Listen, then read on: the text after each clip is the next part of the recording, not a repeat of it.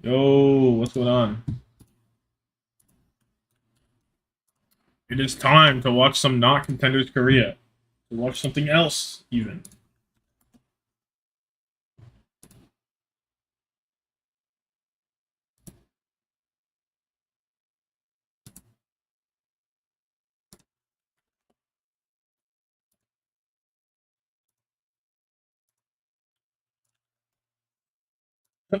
Okay.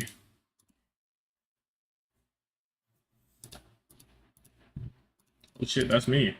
Oh shit, there was noise on it. Oh bruh, that could have been bad for a second.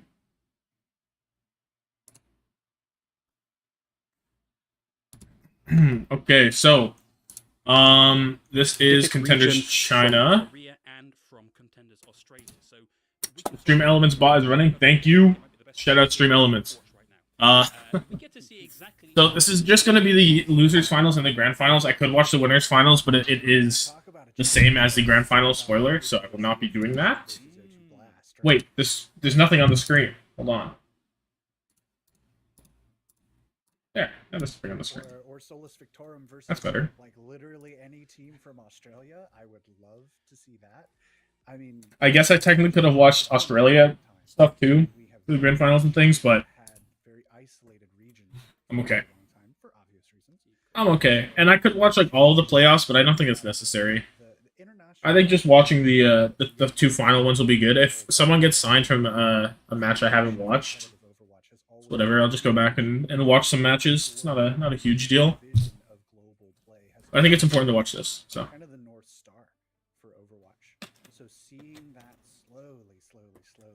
we have some notable names. A lot of ex-Owl players, particularly Crystal, Eileen, Shocheng, and Wea. Everyone else, I do not believe I've been an Owl. Unless anyone's changed their names. I don't think so. My bruh, my glasses are not clean enough. Will be the first stop in terms of their getting ready. They are simply not clean enough. I gotta spray them down. I gotta hose them down. Hold on. Don't start the fighting yet. Please, I beg. What do we got so far? We got Roadhog versus Winston. Okay, standard stuff. Hold up. Let a brother see. Let a brother see.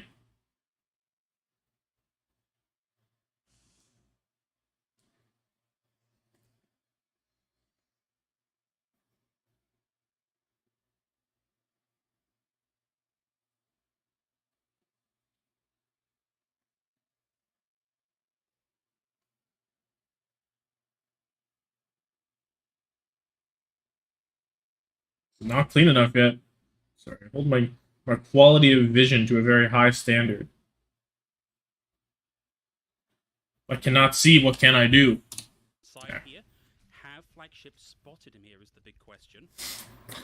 Okay, so you know we've seen this one before. Winston versus Hog. Some standard stuff. The Hog comp has given a lot of space. Seawave finds a good pick. And Shocheng's kind of all alone. He just gets walked on by a Reaper. And Solus Victorum just kind of get rolled. Eileen was doing work, but they never really set up Crystal for anything. I don't know if I like the complete split push there. It feels a little awkward. And because of a well-placed bubble from X-Ray, there were just no picks coming. And if you give Seawave that much time, he's gonna find something. So, kind of no surprises there as flagship fight, but I like Seawave. I think that's a pretty good name. That's a great hook to open things up. Good hook. They back up while they wait, and they rotate out. I like this. This is good. That's a deep jump, but they lose Night God too. The jump was almost too deep because he couldn't help his Reaper. The bubble didn't do anything. I think he got like kind of fucked up there. Like, there's no way he intended to do that, right? Not jump. He like skips. Maybe he meant to skip, but I kind of don't think so. No DPS here, and it is a leaky vessel here for flagship recreators on the point. Solus Victorum with the sails high and sailing proud. And no stall there for Flagship. They know right away that the goose. Yeah, let's see some Sojourn gameplay. Back up. You're not going to bother. You're not going to feed any more ult charge. Solus now approaching, catching up. 10% to 35 here. They have a couple ultimates online, but I expect these Kitsune rushes to kind of trade out and largely look for a neutral fight. Maybe with the exception of the overclock here for Crystal. Okay. I think he was really far back. Actually, he's almost dead. We get the sound barrier and the Kitsune Rush from Flagship recreators. Have a lot of that mitigated by the whole hog from Shocheng that pushes them out of the way. Flagship still have some tools here, but one of those is off the table. Night God down yet again. You cannot underestimate the power of the hook from Shocheng. Crystal with the overclock finds C-Wave, and that will be once more Flagship recreators push. Absolute ton of ults on both sides. Gets in. We're good. Yeah, we're fine. No worries. So back and forth there, but an extended fight just seems to favor Solus. Like Century had clearly the better sound barrier. I didn't even spot how far ahead he was at the start of that fight. But if you just wait that out and that advantage is gone, Solus is right back to that sort of neutral fight where they thrive, and Weah is just maintaining that advantage here so far. Recall forced to scamper away on a pulse bomb stick. The Suzu, I think, denied that. Yeah, I mean, that's not a huge amount of resource flushed out Okay. of the Trace here. Wait, I looked away. What the hell happened? Sort of neutral part of that fight. But if you just So they're way back here in Nom. advantage is gone, Solus is right back to that sort of neutral fight. Why picks Night God? They thrive, and Weah is just maintaining That's crazy. that advantage here so far. Recall forced to And they push it. That's a good stick, but oh. I think denied that. Yeah, I mean, that's not a huge But the amount of cleanse. pushed out of the Trace here. That'll be back fairly quickly. Actually, Shocheng might have killed earlier. I don't know exactly what happened there. The stick was nice. Yeah, and Reaper, for all of his bluster, he does have a pretty decently sized. Okay, so Flagship, the Reaper ult into the beat. Almost sound barrier soon for Solus. Catch out. Yeah, it happens. C-Wave gets a good kill. Okay. Going a little cheeky. The Blossom probably comes out after this bubble. Shot there will slow Shocheng from getting away. The Blossomers. Down a player start to commit I guess they kind of force him back. No Blossom needed. God damn. And they just back away and let Flagship have that. I don't know about completely backing because you lose your Tracer. Oh, but bro got so greedy. That is a big step in the right direction. What happens? X-Ray pulls up, legit, just get hooked and dies. Death Blossom from Night God, that is such a big threat. Now Come on, it's man. Off the table, and for Solus Victorum, that is a big step in the right direction. Night God finally gets one with the Death Blossom. Dies That's so tragic. Fire from Eileen, and it is Solus Victorum looking large and in charge of the point right now, and there's not much chance to contest for Flagship. So let's just kind of win, I presume. Yeah. So That's rough. It's a bit rough for sure. Going on there, I feel like I wanna Solus could have won anyway with Kiri, but it's kind of annoying to walk out that side into Blossom, so it's hard to tell. Against things like the Kitsune Rush, you saw in one of the opening fights where Whole Hog was on the table how much value you can rob just by pushing. That's an aggressive jump. Out of their They're good. Rush, and I think that is a great adaptation. Forces Breather and Kiri. Yeah, very smart play from Shocheng. And, so much versatility Cleanse. in this tank role, has clearly been doing his homework on kind of the interactions and dynamics of all the tanks in this meta, because there are a few. Like the hog comp is kind of annoying to play on this point. I don't know why. Taking their time in this neutral fight, they're just It's just like there's so many different locations where they can just leave and like fuck off to, and then you have to keep walking, keep chasing them. Okay, Shocheng might have finally closed the gap here. Looks for some fish in the water, can't find any, saves the bait. Sees that Oh. it. Suzu comes through, no connect on the hook, but Shocheng's still happy and healthy. Still able Eileen's doing work, one or two but kills once that hook is back in. Eileen no really kills. pressure. C-Wave who gets away from the point. A brilliant swift step there from Recall, gets them out of the line of fire of the hook, and Shocheng continues to receive pressure. Flagship have now capped, right? So Solus Victorum are slowly losing progress on guys. the back of this. Yeah, I don't know. I don't know. Because it's like you have to get so aggressive on Hog on this point. Like you have to open yourself up to so many angles, it feels like. And it's just kind of rough. And I don't know if that's just me, but that's just like kind of the experience I feel when I play this map on Hog. So even though it feels like it should be good here, it's like, I don't know. I feel like the openings you have aren't that great. Already has that Kitsune rush. You can tell that neutral fight did not quite go the way. The Hog is very telegraphed, I guess, on this map. Which is, I don't know. I guess there's no issue with that. But oh, bruh, bro got two tapped. Oh nah. Eileen's already down here. Where did he come from? He just got fucking jump scared. And may want to hold on to it. Eileen's already down here. Are they able to disengage? Turns around, Reaper shotgun to the head and A gone. lot of damage going the way of Shocheng. Yes, the Hulk is survivable. Oh, they actually make it out. Flagship go for the disengage. Okay, so Flagship have legit 5 ults. So also 4, no pulse, that's fine. It's not like pulse is a real ult anyway. The point itself, which is already one of the more defensible points in Overwatch. Taking high ground first, I think that's good. Trying to find something that has had no luck this round. And Flagship start things off with 5 ults down to 3, and we start to. Okay, so they just fucking blow up their ults on the point. Find an ultimate and hope it goes your way. Crystal is getting more. Out of the Death Blossom there, terminal style. Shocheng alive on the point for now, pops to take a breather, and I believe that is just the Lucio and the Winston here. I still don't know who's winning this. Trying to keep this going. Flagship recreators do still have control of the point for now. Okay, let's watch Crystal walk from spawn. Good. Changes his breather. I think they'll cap it here, yeah. But Flagship are still around. Oh, never mind. Never mind.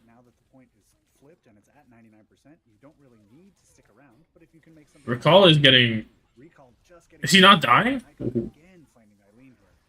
Night God more than making up for those few opening times he was out in the fights in the last round by getting some on the opposite end here. Flagship Shocheng needs all. Control. Great dodge from X-Ray. Shocheng finds. He's not gonna get it. If Solus Victorian can keep this alive that little bit longer, Shocheng will. He's just living inside of them. Okay. No, he dies surely. Crystal and Eileen find the 1-2. Their opposite numbers taken respectively off the point. X-Ray is able to equalize, but it is just X-Ray against the might of the scrap shotgun here from Shocheng on the Roadhog. They do it. They get the job done. The hell? Crystal and Eileen find the 1-2. Their opposite number. Might of the scrap shotgun here from Bro is just shooting. No hook necessary. Kill takes recall out of it, and the flip is back for Solus. And you can tell Solus are feeling that one. The energy here is frenetic, to say the least. That was such an intense fight, so back and forth there. Eileen getting caught out maybe a couple times more than he would have liked by Night God on the Reaper. I think Crystal has been kind of impressing me so far. They're pretty bursty. I get it. And now Solus Crystal back to Owl? Question mark. Coming back. The portal's coming online, but Flagship look to have just the slightest advantage here. We'll see if they can withstand the tide. Oh my god, that was a lot of damage. As we get both Kitsune rushes layered one atop t'other. No advantage for anybody just yet as the Force Bomb connects sadly with just the shield. Let's see what X-Ray does with this primal. Oh, there it is. That's huge. Oh, X-Ray going crazy. Hold on. Stomp and Wire is down. This has got to be the recap here for Flagship, and that will very quickly be them equalizing us on Nepal. Yep, bringing us to a 1-1 here on Village. They didn't even need May to do it. Those DPS stepping up in a big way here for Flagship. Night God, I mean, just winning out 1v1s kind of off of like surprise and positioning. And kind of okay. Oh, we're getting Sigma comp? I don't know about this. These bros are running hard Winston and you're going Sigma? I do rate Sigma on this map, but still not into Winston. This is... We'll see if they actually run it. I don't think it's a smart decision. On this map in particular, this is going to give you notable advantages over the Hog or the Winston. But it does look like they're sticking with it. Okay. We'll see. They're probably just going to get ran over, though. See what happens when these two forces collide. The Sigma already can't take that high ground. So it's like, what? What are you trying to do? You just has a Lucia. The goon squad's in the backline. What is this? Oh, he fucks his jump up. That would have been big if he got over to the other side. Sigma, where are you going, Shocheng? Down to critical HP here. What? Surely they can't get away. The support. How does he live? Phenomenal there. Weir and BLX keep Shocheng alive, and they secure the cap thibble. Yeah, that boot from BLX. This is next level Sigma gameplay. Legit, he's doing laps. He's actually just running laps around the objective. Maybe just now they will start noticing. What? Bro, I've never seen this in my life. What is going on? Yeah, Prod, do me a favor. If you can get the clearance for it, can you run the Benny Hill theme, Yakety Sax, over the top of this? Because that's what this has felt like. Solus Victorium just leading Flagship. There's no one near the point. Kind of won this fight by securing that pick, but Flagship are ready to go again.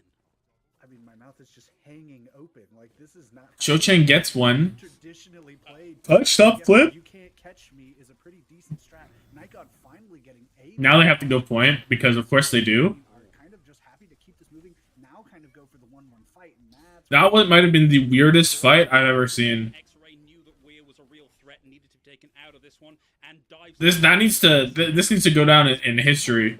Solus Victorium can knock one half the point they need. Oh, Seaway finds Eileen. That's got to be the fight over right there. Yeah, I mean, if you peek your head out and see waves around, you're gonna lose it. Someone's gotta get a clip of that, speed it up, and let it go to Twitter because that would go crazy. I've never seen that. I don't know. I'm just another in their spawn for why. A little bit late, I think. There's X-Ray took a lot of damage from that. I think that's a worth trade though. Well, Eileen on the hunt, but X-Ray I think it's worth. Healthy, but this has allowed Solus Victorium to get out of this initial choke and to trade Flux for Primal, especially when you have Curie coming up. They're trying to walk out, but they cannot because they're on Sigma. They barely take space with that. That's not great. Go, Crystal. Crystal kills 3. Yes. It's death from above here from Crystal. Momentary fade out. I don't know if they're tuning this. Crystal is down, but I think Solus Victorium recall with the Wait, recall kills 2? Seawave dies here, surely. The pulse gets committed. Okay, Eileen. Fuck the pulse bomb, I guess. But it hasn't stopped Flagship getting in and finding the cap. No, so back and forth here again with kind of our Benny Hill fight locations, but this time it's Flagship who are confident and in control, having no problems here, kind of just running. That wasn't great. They just never got the cleanup. Like you open it, you use Curie ult, you kill 2. Right. They eventually go on Seawave. That god dies, right? Oh, maybe he takes too long to die, I guess. He blossomed, I just realized. I didn't know that god blossomed. So scrappy. Now X-Ray's back. That's just so scrappy. It's just so messy. Yeah, they're back to spawn camping. Sigma again, just like the ult is strong, the CC capability there is good. He has plenty of damage. It's just, is this enough to kind of overcome this like Winston rush? Flux is gonna be Flux and Primal the only ults up in a second. So much damage down, and you have to respect that. I definitely like Primal a lot more in this situation. They have 7% to get there, broken Primal him back. As soon as he gets it, at least. Nice. Is it Primal? Here's the Flex. It has to be big. Gets a Breaker. Does he have Wraith still, though? No.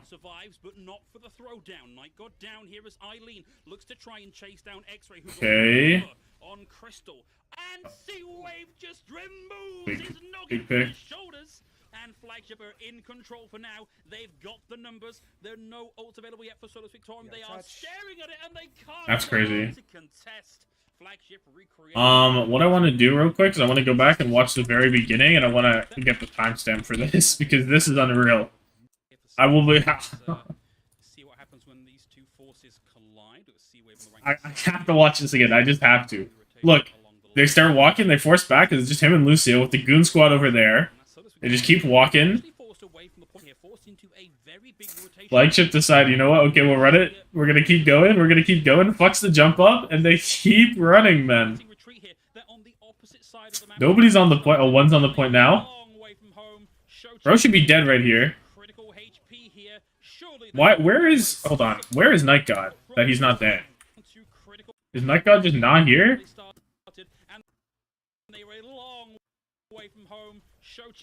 Down to critical HP here. He shows up right there. Get away. The support from the support line, phenomenal there. Weir and BLX keep Cho-Chang alive, and they secure the cap thibble. Yeah, that boost. This is just unreasonable.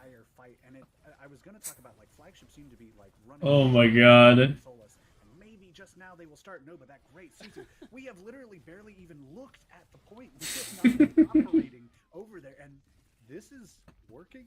Question mark? They stopped running though. They stopped running a little bit. Benny Hill theme, Yakety Sax over the top of this, because that's what this has felt like. Solus Victorium just leading flagship. So good. It's so good. Hanging open. Okay. What am I looking at? Paraiso. But I guess you can't catch me is a pretty decent strat. Night God finally getting a pick onto Crystal. But I guess it remains working for him. So yeah, more hog into Winston. And I mean, setting up here kind of implies like we're gonna probably poke at you a little bit and see what you're working with, and then we're gonna jump back, kind of take our. I think this is a kind of a pretty even matchup on this point actually. Like your hog can just walk point and find a pick, or like that's the entire. That's it. Like if he doesn't get it with that first hook, he has to reset every time. And then Winston can go aggro. That's just hog. You know, it's just hog. And for now, Solus Victorium happy to just spam in, see if Crystal can't generate enough charge for. I do like that they're waiting for Crystal to get charged before they're really walking. I think that's smart. He dies. That was what? That was. Holding on to that charge. Has some targets now. They make themselves scared. Where is Sentry? Okay, wait. Charge for a 100 value. Are they way over there? Why? Why? Weia thinks he's Teru. Crystal holding on to that charge. Has some targets now. They make themselves scarce. No. Good space gained, but I don't know that the rest of the team came with them enough to really make that work. Yeah, Shochen caught out here by the Reaper yet again. That's got to be the respawn, the reset. Yeah. So wait, it's Cure. Was Cure Sentry in the last time? Am I missing? They weren't, right? Hold on, what am I right now at 37? It was Recall Sentry. I don't know. Okay. So Kyo is in now. Kyo was what team was Kyo on before? Was it Chengdu? Kyo on Chengdu. We're gonna see Solo still make the rotation. Crystal holding on to that. Wait, Kyo wasn't an owl. Why do I know who Kyo is? Wait, this is the wrong Kyo. I don't know that the rest of the team came with them enough to really make that work. Yeah, Shochen caught out here by the Reaper yet again. Yeah, Kyo was on Chengdu. I'm not crazy. Yeah. Okay. So the rotations were a little flashy, but at the end of the day, if you don't get a pick out of that, you're not going to have anything to show for it except a trip back to the spawn. So Solus forced to kind of reassess how they want to take that in flagship, sitting very comfortably here. You see C-Wave way back. Okay, we don't go on a massive flank again and then die whenever your team's ready to walk in. Thanks. Try and apply some pressure to him, but oh, but he is. I see the TP. Stop doing this goon squad, man. It's not working. It's like if we oh, it's Mole and Rand now, by the way. It's not Eileen. From this high ground, but the second the hook goes out and the take a breather's no longer online, Night God can just well, maybe no. destroy Shocheng, and flagship continue their hold here. They have lost Kyo. Thank God. By the time Solus are back and ready to fight, Kyo should be ready to rejoin. yeah, you need a much. Kyo will be back. Like this. Like I don't know, man. Excuse me. I just don't see the vision. All the way over to try. It's like look at where the Kiriko's on in this fight. They're right now flank side with the Tracer. These guys just have Lucio healing. They meet back up, it looks like. Yeah, they're all here now. Bro, hooks point blank, but his Kiriko's nowhere. His Kiriko's on the ground still. He doesn't have his Kiriko. He can't fucking, like, there should be a cleanse right here. The Winston's in the back line. The Kiriko's not up there. There's no cleanse anywhere. The second the hook goes out and the take a breather's no longer online, Night God can just not a fan. Not a fan at all. No progress. Half their time banked down. A couple ultimates sort of approaching, but it's probably gonna be another fight, especially if you want to pull anything out of flagship, who have a pretty solid advantage in the ultimate department. Or if Shochen can get good hook, can start getting some damage down. That's gonna. But more cooldowns got forced out of them than enemy because X-Ray didn't even commit bubble there. So, oh, nice. That's a, they can at least get through first now, maybe. Although there's still Curiel. I hope Dynasty signs Crystal. I'd buy a jersey. Crystal jersey. I don't know. From what I'm seeing, Crystal's not that bad right now. It's better in Korea, but particularly if X-Ray's able to commit the primal rage and go looking for kills. A lot of damage. Crystal's kind of the best to join in the lobby right now, I think. Night God away back on the point down as well. X-Ray caught out behind the bubble. It's down to C-Wave here with the overclock to find additional picks. Showchang's down, and that might just Crystal Redemption would go crazy though. It would be a good storyline. I think he's super talented, but he's such a cancer for a team. It's tragic. Look, maybe he's grown up. He's matured up a little bit. Who knows? Who knows? He was the one who stopped to go fuck his wives, right, or something. That was him. They do have some ultimates on hand, and their first ult advantage of this entire. Oh, diffed. Just diffed. That guy. I mean, C-Wave gets 75% of his head blown off there, keeps one eye, still lands the shot, and takes the entire head off his opposite number. Showchang, now with the whole hog over, takes an aggressive position here to try and gatekeep the re-entry point here for Flagship Recreators. Close to the gap. That was weird. Gets booped over the side by Century. What? That was huge. That was looking so... Keep this low. So this jump already, I don't know what's happening here with the Winston. Whole hog over. Was he like already back there or something? Or did he just get there? Like he jumped over there from the coast. Close to the gap and finds X-Ray. Gets booped over the side by Century. That was huge. That was looking so one here for Solus Victorum. They're at 14 seconds left in the map. No way. They lose to that boop. And they barely have players, period.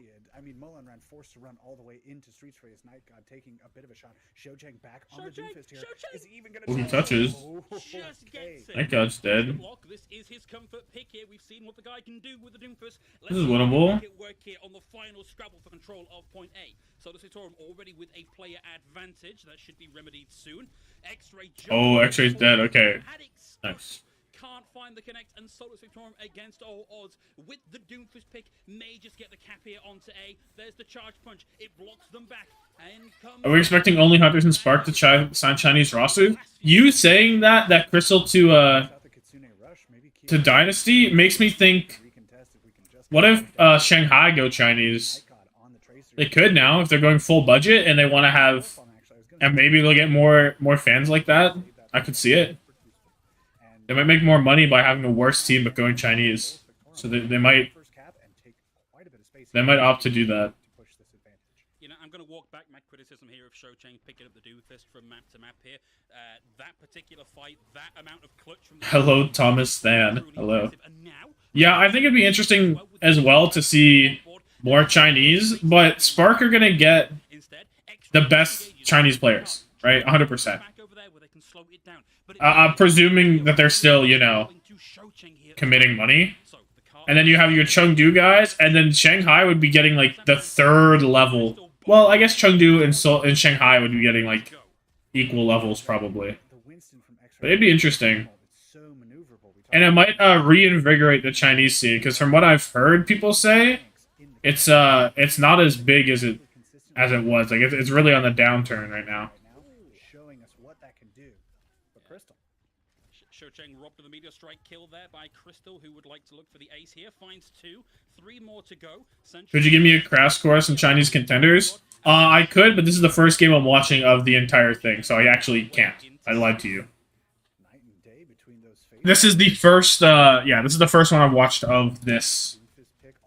But I do know that, like, this is losers finals right here. This is losers finals. I've been lied to. Rip. Yeah, my bad. But yeah, I don't know. I don't think that a lot of these guys will be picked up, so that's why I'm not watching like every team. I could have watched the whole playoffs, but I did look at the scores, and it was a lot of like 3-0s. There's a lot of 3-0s, so I'm like, I can probably just wait till the end. I know Crystal of all these players. Well, X-Ray was Team Chaser for a while. Kyo was on Chengdu from like 2018 to 2020. Molan ran LA Valiant Season 4. Crystal, Shanghai that one time. I forget for how long, but for a bit. Wea was on Valiant with Molan Ran. Showchang was on Valiant also, right? Yeah, are we just watching LA Valiant from last year? Is that what we're doing? Getting a pick like that is exactly what the doctor ordered. Yeah, it was Valiant. And then Eileen is on Solus Victorum, but Molan Ran came in this match.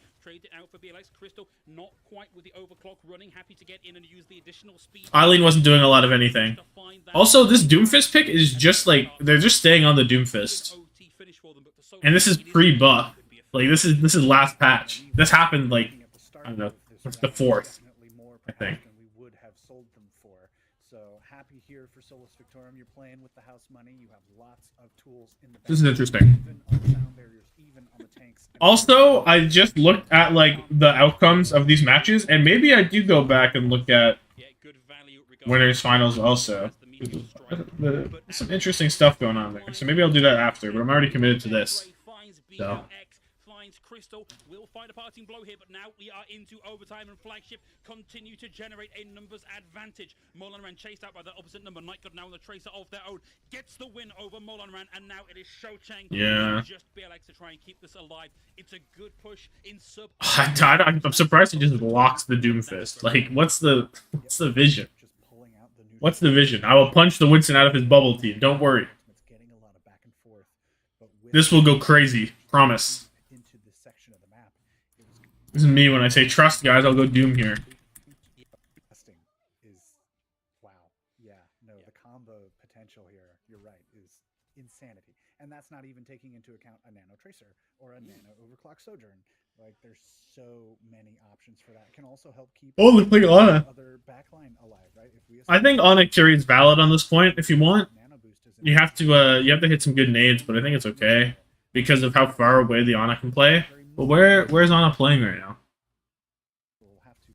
Far back left, I'm guessing? Oh no, inside. I don't know about this. Think about the final point on that one. Using the Suzu or using the sleep to flush out. Crystal's dead. Yeah, I feel like you're playing way too close if you want to do the Ana stuff. You have to let them walk a lot more. For the anti-healing. So that's going to be pretty permanent here. But Seawave and Night God already find the double. And if you can immediately get jumped on, there was like no opportunity for a hook or anything there. I don't know. Some good strategizing, but the implementation was just not good enough. And then goes to Suit, yeah. Immediately, Flagship was aware, like, they have an Ana. Okay, pressure her. Like, do not let her sit and just do her thing. She has nothing to get away from us. She had some peel, but certainly not all of it. I'm interested to see if Molan Ran has gotten, like, actually better, because so far, I don't think he's, like, been very standout. And there were times where he was the GOAT on that Valiant team. He was, like, the best and the worst player at the same time. He was Becky, but worse, you know? Becky, but worse. In both directions. Yeah. As you said, night and day here on those point A defenses. It's going to be down to Solus Victorum to flip the script here. They had a very quick point B cap. They're going to be wanting to slow down Flagship as much as possible here. Molanran has the next opener on the block in the form of the Pulse Bomb. Those have been pretty good on the connects. X-Ray has been a target multiple times. They have found the kills. So let's see. Bro's trying to thread the needle. Really start this Molanran gets nothing. Yeah, like two different fights happening here. Shocheng just this is so weird. I mean, it's not that weird. They're just letting him push. A PC just crashed. Unlucky. This is not going to go the way you want it, perhaps, to go. So Shocheng just hopefully it is uncrashed. Cart is still moving, and ultimates are coming online for Flagship here pretty quick. We did get the Pulse Bomb. Are they just waiting for Curie ults? As you were saying, will start to have the last Chinese Contenders game I watched, Crystal single-handedly murdered everyone. Oh damn. At the very least, that can deny some. That's big. So watch for these being committed. Up onto the high ground comes X-Ray, followed up by Kaio, who pops the. This feels like a heal gap though. I mean, I definitely don't like what they're doing by sending out Molanran and Wea on like random ass flanks. It's like it just doesn't make any sense to me. Like this next fight, I'll pay attention specifically to where Wea's at, where you at, perhaps. And I don't know. It's like Teru Kiriko, but no frags. Like where if the frags at? I think X-Ray is doing a pretty good job overall as well. I think we're looking at the relative value of Crystal and Seawave here with these overclocks. I think X-Ray was a off tank normally, right? Am I crazy for that? Drags out. Oh, no, never mind. He's a main tank. He's a main tank. I'm trolling. Start to throw things at this fight. The Kitsune Rush and the whole hog, but Flagship, they disappear into the mist. Air hook. And they find no value with those ultimates. And now Okay, we're in a normal position. Alright, it uncrashed. Let's go. Oh, good stick. No Bell? They forced Bell out earlier? Yeah, it happened. Stellar crashed it.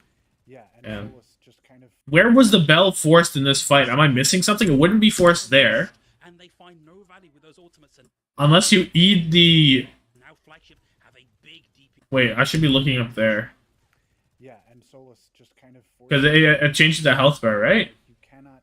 Okay, I mean, maybe you can. Maybe Molanran absolutely can just keep walking forward because he hits another amazing stick. Suddenly... Did I miss it? Did I miss it again? Hold on. The defensive high ground.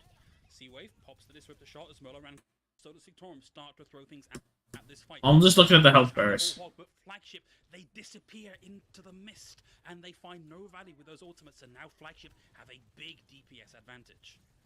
There's no cleanse anywhere. He's turned away. He's looking away. He cannot see it. Right? Like, you cannot... Okay, I mean, maybe you can. Maybe Molanran absolutely... Is Solus Victorium a kind of jack-of-all-trades kind of team? They've only played Hog so far, and they played Sigma one time, and they played Ring Around the Rosy for like 50% of a point. So I think they're just a Hog team. Won that fight? Go hang out. 4 minutes though, still in this bank. It's a tall hill to climb here for Solus. I mean, we're just looking at like right now. It looks like Flagship is just a Winston team, and Solus is just a Hog team. Crack this defensive point wide open, and because Solus Victorium have a little less mobility, and the fact that Shocheng has to waddle around rather than leap, Flagship can just keep inching this cart forward as they continue. Poker Face 2.0. Nah, the Sigma stuff was hilarious though. It was genuinely the funniest shit I've ever seen. Maybe not that funny, but it was quite funny. Because they sent the Goon Squad to flank on the Paul Shrine, and then they just had Lucio Sigma just running away from the Winston the entire time. Yo, I need point touchers? Yeah, nice, okay. Oh, but there's carry out on point. That's kind of a wrap, no? Sentry's dead. Yeah, I mean, the sound barrier there from BLX buys a lot of certainty and surety. Save Crystal. Nightgot's able to find one here with the Death Blossom, but Shocheng finds X-Ray. Crystal's in the back with a line onto... Actually, they can win this. And a scant 2.02 meters away from the... Hold! May just stole this one out. They certainly should Flagship come to recontest, but I think it will be the regroup here for Flagship. Especially with that pick there from Crystal dip. Flagship definitely know we still have plenty of time to just back up. We don't even need a full disengage. We have enough space here. Big. Great hook, great pull to the side. Full hug? Yeah, there's the whole hog, and X-Ray disintegrates under the piggy pressure from Shocheng on the Roadhog. And everybody else this is looking good. Is Crystal the lifeblood of the team? I think so right now, I would say. Yeah, I mean, just an immediate pick there to just stop. It's definitely not Molanran. It's probably not Shocheng. 2 minutes now. The Kitsune Rush. I'm not rating Leah very highly. BLX has been on Lucio. Just to trade it with Keo, especially with Sentry going down. If you're So I think Crystal's probably the shooter. X-Ray, though, trying to kind of force the issue here with this Primal Rage. I think Crystal heard all those comments about... Oh! Wait, did they just force a... Did this Primal just force this? Oh, they're there.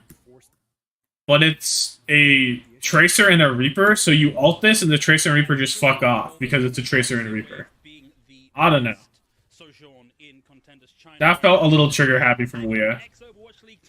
Coming through. Watch me dink some force But and X-Ray down once again to Crystal. It's now down. did bro just say dick some fools on live Contenders broadcast? He was mid and owl, but maybe he's good in Contenders. I think he's been the best player in this lobby. At least the best DPS.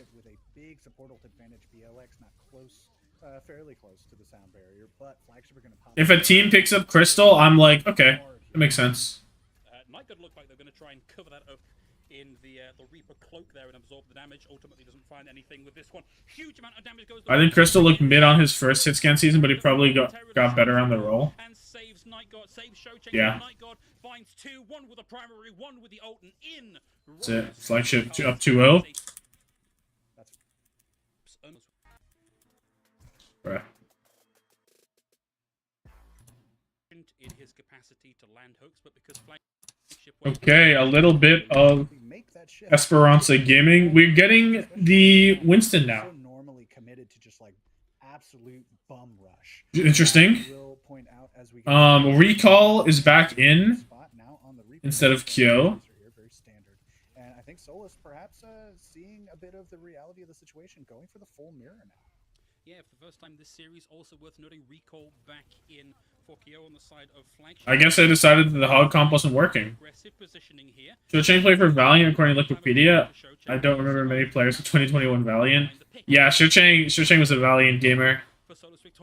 They're actually just LA Valiant the team. Yeah, you know that fight is lost. Pretty much. Stagger this out. Unless you're Seawave, I guess, who can do no wrong ever at all. We love that guy. And now Flagship, yeah, with a big. The only difference from 2021 Valiant is their Lucio. Unless I don't even know, maybe this guy could be on that team too. In a game mode like this, it was BLX. So vital. Flagship no, he's some random. Get some progress down, and we'll probably very easily take an early lead. Yeah, Seawave with 3. I want far more 2021 Valiant than I would like to admit. Early lead here. It'll be Flagship with the big push off the back of the initial fight win, and Seawave with a big ult lead over Crystal. Yeah, I mean, a couple early picks will do that for you. Nightgod also just pushing the issue, going, hey, yeah. The cat is sitting in my closet under all my hoodies. He's sleeping. And oh man, okay, Seawave has decided. I think okay, Seawave. Wait, am I watching? Should I be paying attention more? Meters on that first maybe. Ship already starting to get some progress down, and we'll probably very easily take. Becky Easyhand stole my heart. I'm a big Becky enjoyer. I went from #1 Becky hater to Becky enjoyer by the end of the year because he actually improved. Within that season, Becky might be the highest improved player. Yeah, I mean, a couple early. Not include because obviously Hottie from one season to the next is probably what most people would say. Keep backing up. Get out of here. But like in terms of like how he's performing in stage 1, Becky probably played the best difference from stage 1 to stage 4. How's it going? It's going all right. Watching some, some Chinese contenders in the losers finals right now.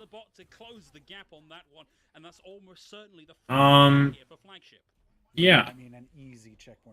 And then I don't know if I'm gonna watch winners finals or grand finals because winners finals, the more I look at it, it does look like it'd be interesting to watch. But at the same time, I don't know. Does Team CC still exist? I don't think so. I think Team CC is gone. I think Chasers is also gone. Shocheng has the high ground, almost has the primal rage. X-Ray just a little way behind. Yeah, Team CC disbanded 2021 December. Hey, turns out we forgot about Seawave because he do be existing in this Flagship show damn good. Yeah, they seem to be kind of winning. I think the biggest problem with Solus, I don't like what they're doing with Weah. I think Weah's been kind of underperforming. They've been putting him on all their flanks and shit. And I don't think he's been getting much value.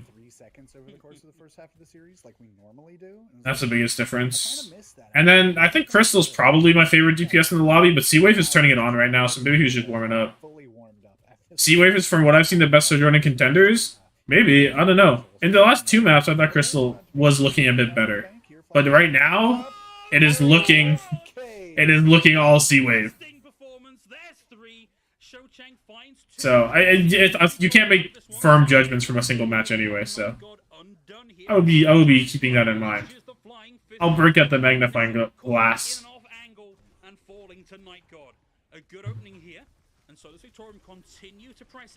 Himmeland ran. 91 meters at 6 minutes is a bit unreal. Enough has been done. Flagship retreat and Solus start to edge forward. Yeah, and Shocheng swapping over to the Doomfist as well. Wants to wait, the Doom Gaming's back. For the amount of times I've seen C-Wave kill 5 per match is mad. If you hadn't told me Flagship is essentially 21 Valiant, I wouldn't have realized. Well, no, not Flagship, the other one. Solus. Solus is 2021 Valiant. X-Ray, or Flagship is... I'm a little curious on what a lot of these players are from. Because I know X-Ray was Team Chaser, but I don't know about anyone else. Given that all these fights are happening on neutral, like, I don't know where C-Wave came from. C-Wave came from Up Academy. It hardly matters. You know, Flagship can afford to lose a fight okay. as long as they can recontest before the bot starts making any sort of progress. So Solus, despite having honestly a great Wikipedia is so slow right now. What? Basically nothing to show for it. It looks like they're just a team. They didn't come from anywhere. That God's talent was wasted on the Reaper. Oh, really? Is he that guy? I feel like I loosely know the name, so that probably does mean that like if I've heard of him before and I really haven't paid attention to Chinese contenders until now, it probably does speak pretty well to him.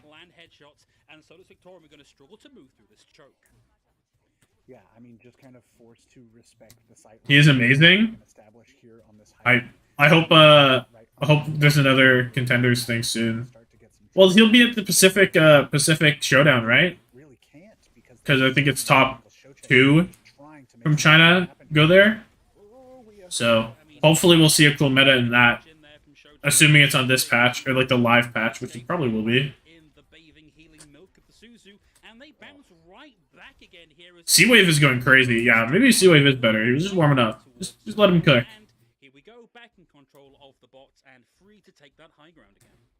Solus, though, stepping into their next major advantage position and make a little more progress. Last time this happened, we had a crazy few minutes and a lot of progress for Solus to get it out of progress territory.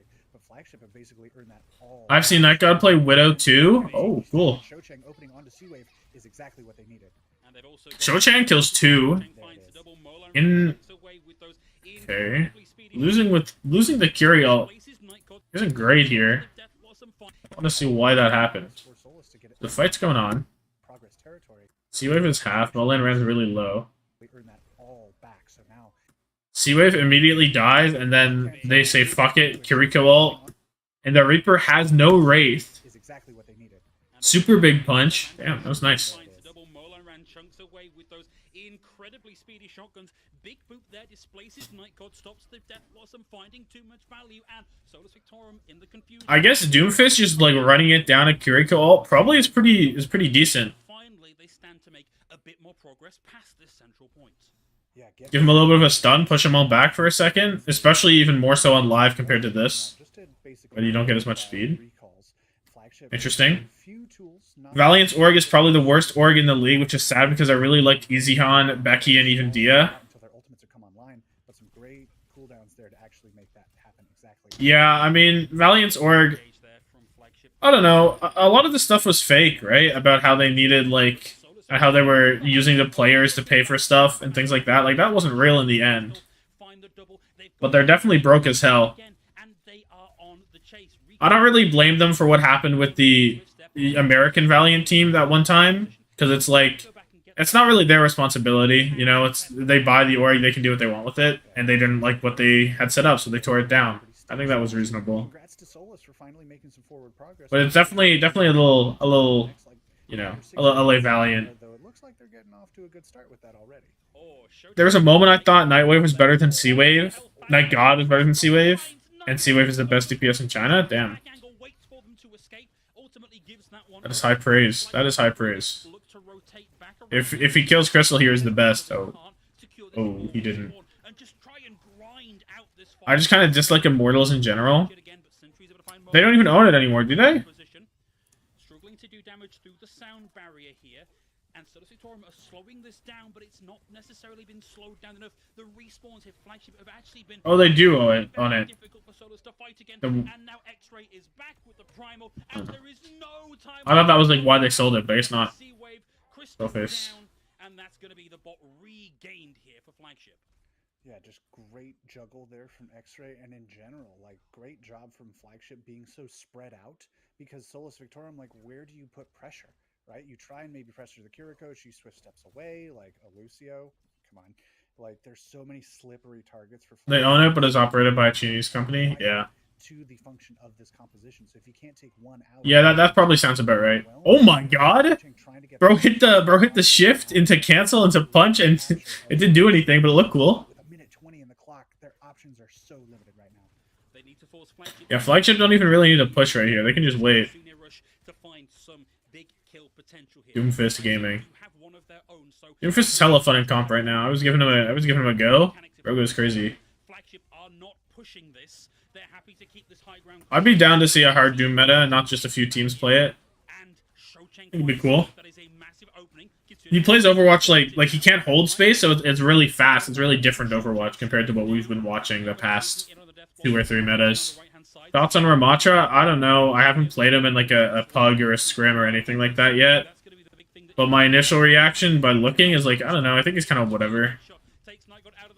I like his niche as like a poking tank that you can't really dive as either. Like you can't really jump on him as Winston or like split him because he just says fuck your barrier.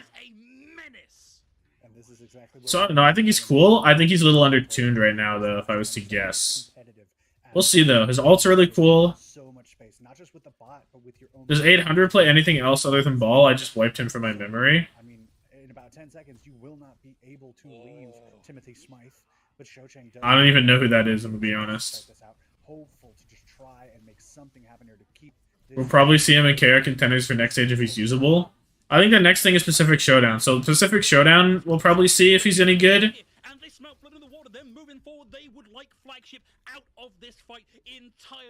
Wait, they're just gonna win. Hello?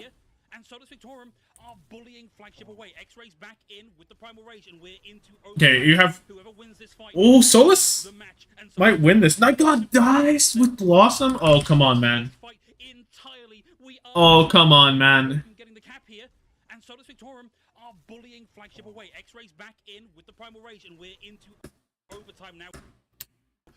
Crystal comes up big. And that's that. Oh my god, come back of the century. They got to 900 with 4 minutes. Like, at 4 minutes. Or in 4 minutes is what we're looking for. Seawave almost turns that. Damn. Damn. Right behind at one point over the course of that map and just slugged it out for sure. I mean, this obviously that was a nasty comeback. It was. He's a tank and flagship. Okay. They have X-Ray and a ball player. Really? We're playing on seeing them play a little angry after that loss. They don't see those often. Okay. Also on Billy. Okay. It's opening pick kind of stuff. Yeah, it's back over onto the Reaper and the Social here. I think it's kind of cool that they're just saying fuck it, we're running Doom. Surprisingly enough, big punch in, nice displace there onto I rate it. Fuck it up. May put them in harm's However, comma Seawave.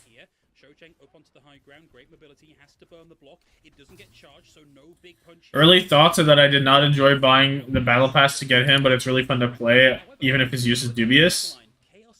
I mean, I had enough coins for the battle pass anyway, because I got the super edition or whatever that one time, the beta. It's time for you to go. But yeah, him being at 45 is still too high. They need to tone that down for the people who don't want to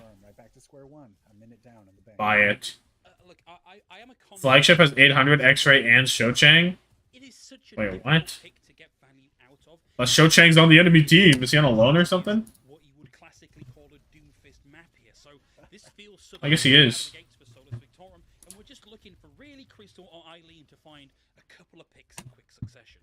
Yeah, I mean, much like the Roadhog composition, a Doomfist comp is all about... They loaned him? Oh, okay. During that dive window, can you get a pick? Can you force a disruption and a rotation? Makes sense. X-Ray was supposed to be like the next one up, right? Whenever he was on Team Chaser. Just looking so in control here. Like, I've heard good things about X-Ray. Yeah, Flagship treating this like a crucible, and the bubbling mass of Solus Victorum caught. Well, like, if you're on Team Chaser and you're in main tank, you're gonna be perma-stuck behind Gaga. That's just how it works. The only thing you can say as a positive for Solus Victorum, they did not commit anything. They had plenty of tools in the bank here to make something work. Half that time bank gone, though, they need to commit and convert now. If they do not get anything done in this fight, It's looking a little Having a player to only play ball seems a dubious enough move. I think it's kind of valid if your other tank's like an off tank and you don't trust him to learn ball, because ball would probably be the hardest character I would expect an off tank to learn. So I think it makes sense in that regard. But yeah, ball one trick's generally not a great idea. Mikey on Boston Uprising. Oh, nah. Mikey on Shock. Oh, nah. Ball is the hardest tank in many aspects. Yeah, his skill ceiling's pretty high. He plays very differently. This is not a great Kitsune Rush. Bro just left. If the C-Wave dies here, it's good. Yeah. Oh, Eileen's back in. Okay.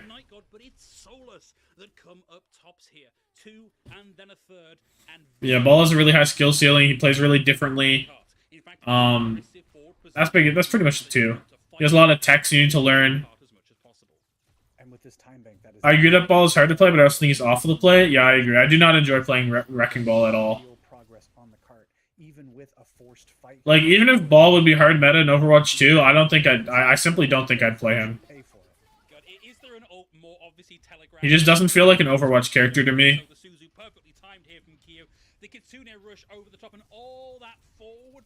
I have maybe 2 to 3 hours on the character. Well, there's been a few times where I've tried to, like, where I've just forced myself to play Ball on an alt. And I probably have a good amount of hours on him. I have, like, a decent win rate. I just don't enjoy it. People high on Eileen, Crystal, and Mike Haley, but I haven't seen it. Eileen was really good back in the day, but he's not been impressing me right now. He wasn't impressing me that much even, like, 2 years ago. I do think he should have been getting more chances to play this year on Charge. Instead of fucking Develop. Like, 100% he should have been playing over Develop. Well, whatever. Because Eileen can play it all, right? He's like an Omega Hyperflex. He can pull out the Widowmaker if he wants. He doesn't give a fuck. Whatever. My least played OW player is, or my worst played OW character is Mercy. I have 10 minutes on her. God damn. Chinese fans think Leave Shy and Eileen better than Leave Shy and Jinmu. It's not close. I'd rather have Leave Shy and Jinmu. I 100% agree with that. I don't know how accurate this comp is, but I feel like Eileen is a poor man's Doha. I don't know either. I mean, Eileen's weird because he was that guy. I think it's like undisputed that he was that guy for a bit on Charge. But like, you can't be. Some players just can't be that guy forever. And I mean, he's on Reaper, so it's hard to tell. But even when he was on Tracer, he was not that guy this series. Jinmu fails Leave Pool better. Yeah. That being said, I think the only time you'd ever play Jinmu over Leave is what, Genji?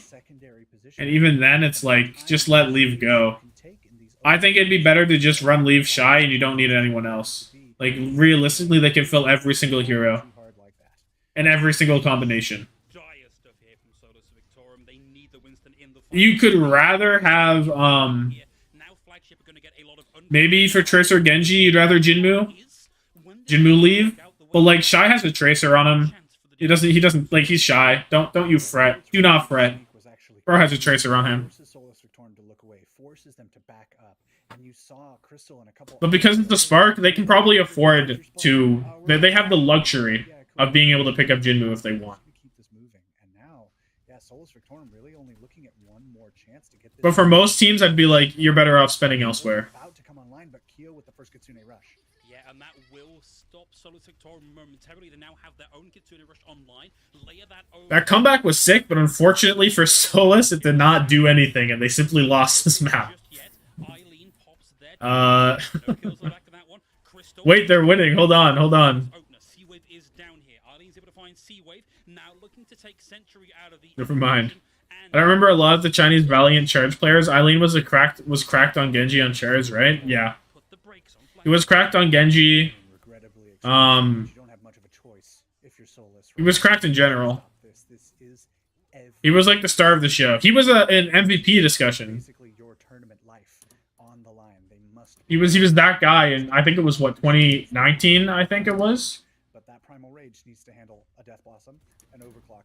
2019, he was an MVP candidate. Oh, your work is cut out for you. Let's say. Back when like Charge won a stage there too, right? Was hard enough. Nope. Turns out you've got to make 3 happen here for the Primal Rage. Seawave now has the overclock running, has Eileen in their sights, but gets bullied into the corner here, up into the high ground. Night God comes in with the Death Blossom, finds 2. Eileen and BLX are down. X-Ray takes Crystal out of the equation. Owl 2019 MVP candidates. Total for Flagship. Flagship making it right back where we maybe expected them to be, heading towards that grand. Am I crazy for this one? More, but Sola certainly. Wait, how many were there? 1? Let's say that last fight. I mean, there were only 5 in 2019.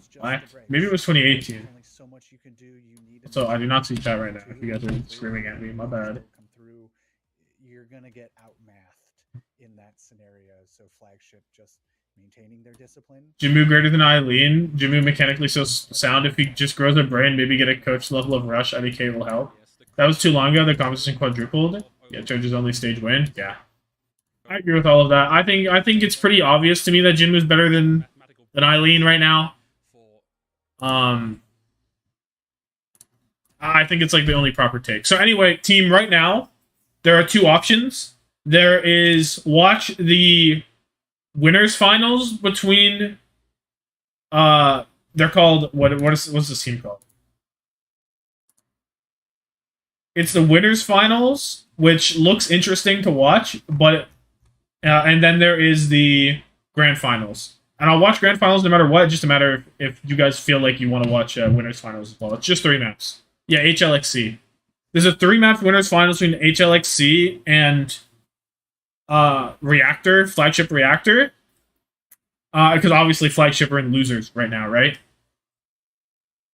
But it does seem a little interesting to me because the grand finals is not quite the same. I vote for watching winners as well. Bet. I can pull up winners squared. Why not? Well, I don't know, in case you guys just want to see grand finals and don't care about winners, because I watched losers already. So it's like, or we just did. But I don't really care. It's only 3 more maps. It doesn't add that much time. You can check it out. If it's not nice, just skip. Real.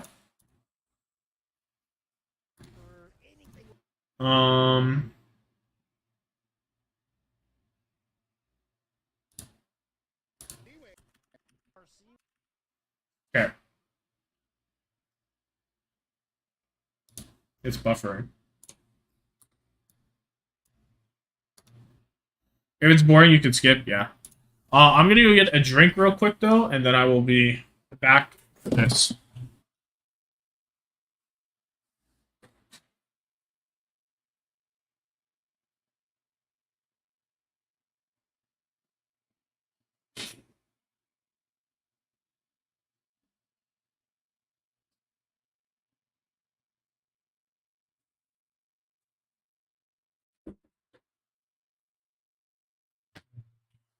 Oh.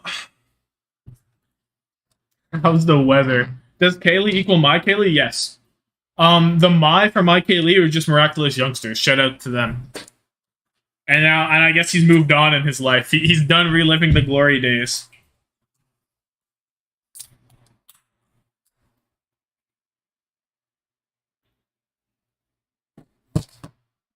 I have a nice cold strawberry bubbly. Okay, so October 2nd is a notable player. If I can remember what he was called first, he used to go by. Never mind, he's not a notable player. He's just October 2nd. There was someone else who was October 3rd who changed their name, I guess. Who was it? Oh, it's Cold J. Cold J is someone relevant. Cold J is coldest. That's who Cold J is. Yeah, they used to be Winter, I think, at one point as well, but I was just wrong. Like I don't know how notable they are. I don't recognize their name. But yeah, That's what's worth noting. It's October 2nd, my K Lee, League A, and Coldest against the team that we just watched.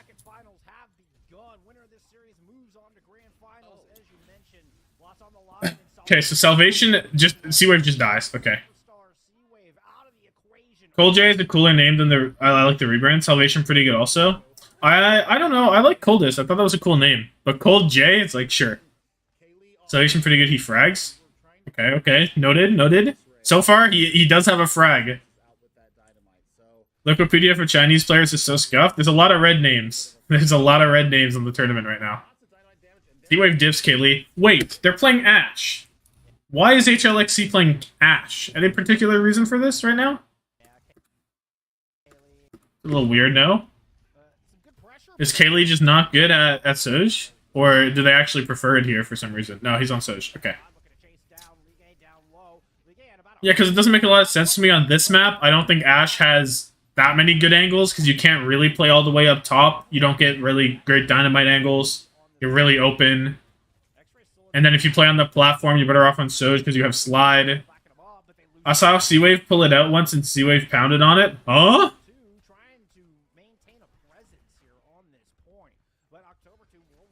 He did what? He pulled what out? Pounded who? Goodbye, Kaylee.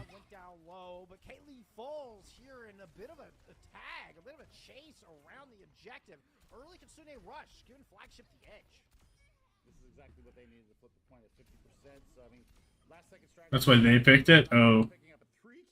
Oh.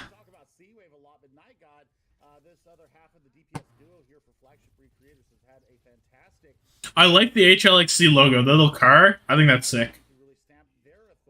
It's like a car with like a windmill or something.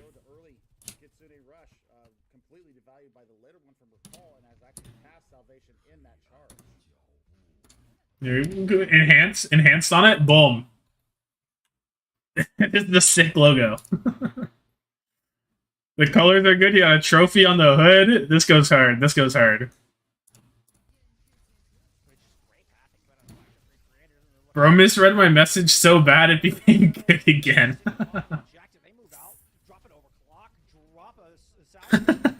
My bad.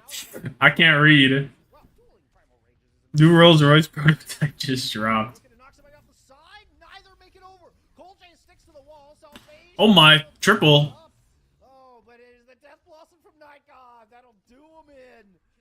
I'm a big fan of the name October 2nd too. I think that name is sick. Just like names with your month, a month and a number, fuck it up. But it has to be like a low number. It can't be like March 30. Like that'd be awful. It has to be something like that, you know. Gonna be honest here, I root for the Shock, but we probably have the most boring logo in the league. I was gonna make a video at some time this offseason where I was rating every team's logos and jerseys. But the jerseys are like kind of Mickey Mouse because every team has the same jersey. But yeah, I was gonna do a fun little video like that at some point. I probably will still. But yeah, I don't really rate Shock that highly in terms of logo. I like their word mark a lot more with the Golden Gate Bridge. But just like the SF, nah. I miss Valiant with green. I do as well. I understand the blue and yellow, but I thought the green was so much cooler. Right?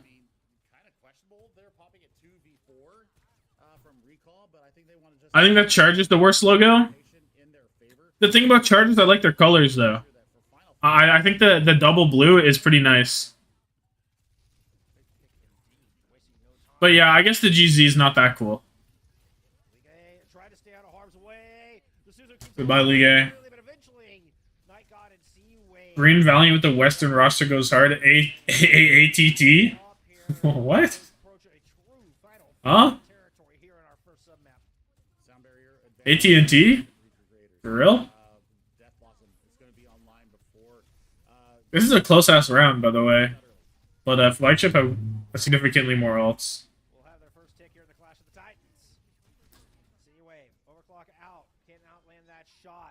The beat comes out. Lige's still alive. October 2nd can hit a nice Blossom after this beat. Ooh, Lige's dead. Oh? Yo, you gotta find a Blossom somewhere, pal. Yeah, no. Waited too long. At the very least... Oh, I see what you... At the very least, Charge has a cool font. That was a complete typo. Dragons, Dynasty, and Hunters do it for me. Hunters, because for some reason I play better with the leaf skin on and Tracer. Only reason. I think that the Dragons logo is really nice, yeah. I think Dynasty's quite good as well. I think Toronto's is really bad. The TD? Nah, I'm not a huge TD fan. I like Atlanta's logo a lot, actually. The Phoenix is super clean. There was some logo that I was really impressed by one time. And like I say one time, like it's like a different logo now. I don't remember why, and I don't like it was just like it just happened. TD, if you know what I mean. What? Red with a dragon? Wait. Black and gold always pounds? That's true. Oh my god, the speed. Hold on. They're going so fast. They pull up, boom, jumped in. He fucks the, I mean, the joke's not really fucked. It's a good position still. He aggresses? Oh, he dies, though. Oh, I see. He aggresses really first, bubbles second, and dies. Very cool, Ligue. You're a Winston player, I can tell. But what is X-Ray doing? What is this? He's jumping in at half HP with no bubble. Why? Did you need to go that fast right there? You don't have a Reaper anymore. A little bit curious, I think.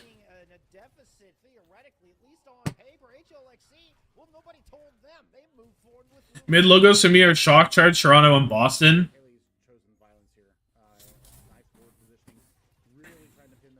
The rest are at very least decent.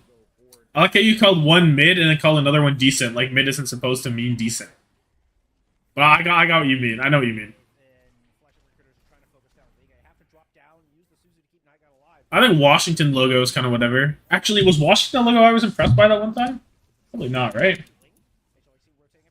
No, they have their little Philly. No, it is. It is. Hold on. I remember. I thought I didn't realize this and I forgot about it and I just realized it again. Hold on. This is crazy. This is crazy. The Washington logo, right? There's a W right there. Unbelievable. There's a W. I never saw it. I never saw it. There is a W. Crazy. Unbelievable to me. I could not believe it when I saw this as a W. This is next level stuff. It takes a really good eye to see that there is in fact a W in the Washington Justice logo. Ironic considering this franchise has never gotten a W. It is. But yes, there it is. Oh. I was impressed by the Washington logo. And now that I remember there is a W in it, it goes above mid-tier for me.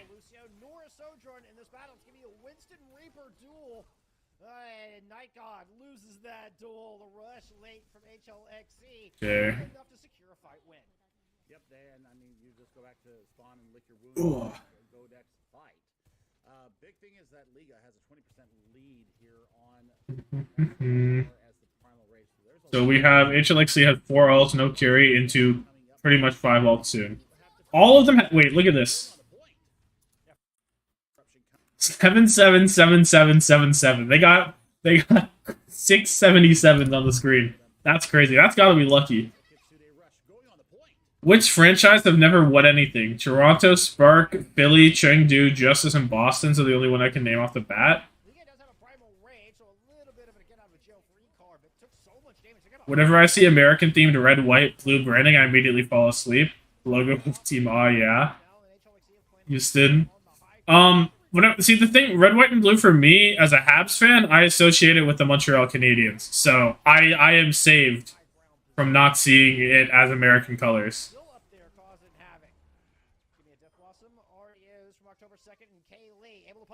Salvation pops another. Salvation gets 2. Wait, what do you list? What are these logos listings? Logo of team. Oh yeah, logo of Raspberry Racers. What do you mean? That is understandable. Have a nice day. Real. Houston came like third one time in a stage. That was like their most success until this season. Only Paris, Charge, Shanghai, London, Shock, New York, both LA teams, and Dallas have won. Check them out later. They are the best. I'll check them out after this map. But it looks like this map may come to an end early looking at this Kiriko ult in their fucking choke. X-Ray's dead, yeah. Less than half the league has ever won anything, which is probably how it should be. To be honest, I wouldn't want all my teams to be winning 5 years in. That'd be kind of lame. Some teams just aren't meant to have success. There are like NHL teams that legit took 50 years to win a cup. That's how it should be. I want the pain. I like it when teams have to go through immense pain before they win anything. That's the good shit. I like, oh yeah, with the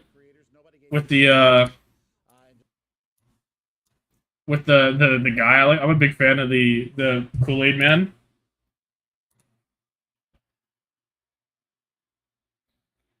Raspberry Racers. I don't know. I don't really like that one for some reason.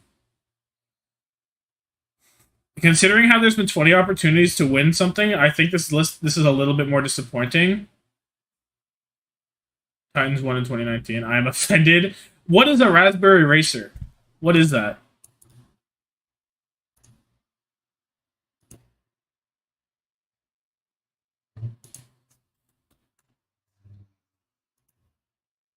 Is it a candy?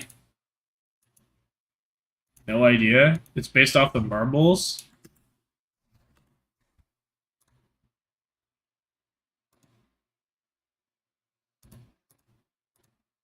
I don't get it.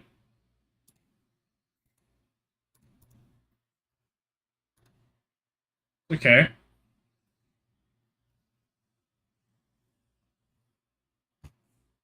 It's okay. Seen better. The Marble Olympics thing? Oh, okay. It's a really cool subculture. Interesting. The lore of Raspberry Racers. I think that bro love is cool. I'm a fan of that logo. I do think it's quite funny.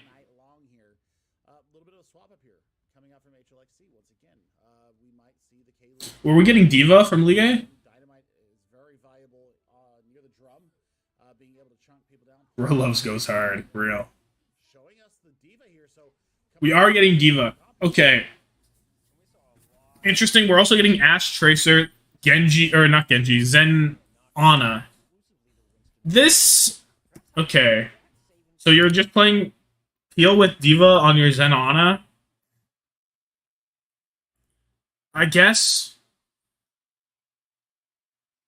I kind of get it. If you're never looking to dive their Sojourn, it kind of makes sense to play Diva.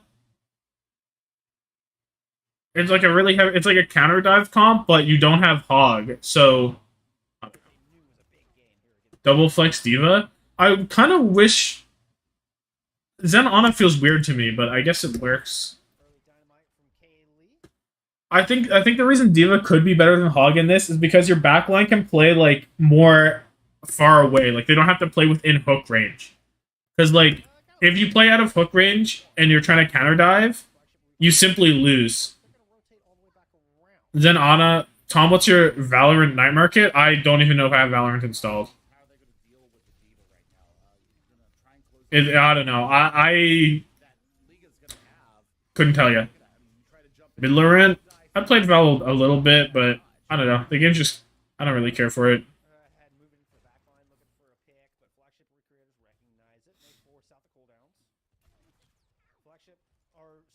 I only open whenever night market shows up. Oh, bruh.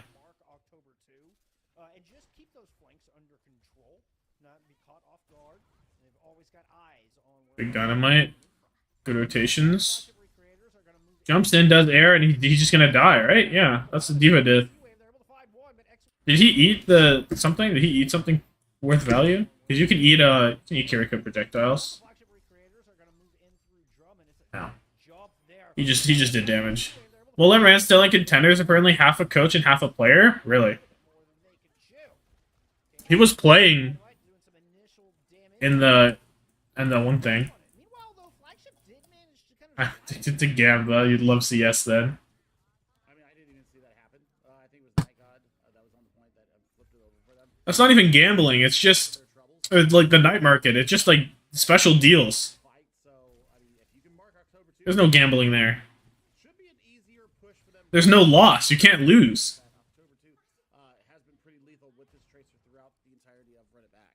If you can't lose, it's not gambling. I spent like 500 on CS. CS is complete gambling, though? Yeah, CS is gambling. Salvation dead to C-Wave. I think Bob is really good on this point. Could be another reason they enjoy the Ashe here. My bank account and I are not friends. That's tragic. I mean, they had to use their Kitsune Rush though, so now, I mean, you're looking at Transcendence, Bomb, whole host here from HLXC. But I get that. I was in a Genshin Impact deficit for a bit there. Not gonna lie. Really, X-Ray needs to be cognizant of the Bob and the Diamond. But I escaped.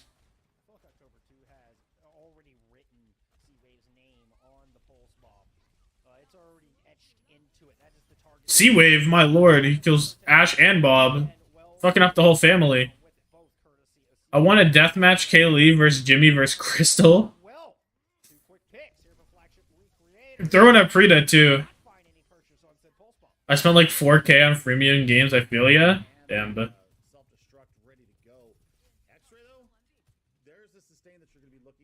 that do be a lot. Definitely needs to be looking for the disruption, holding it to the last second.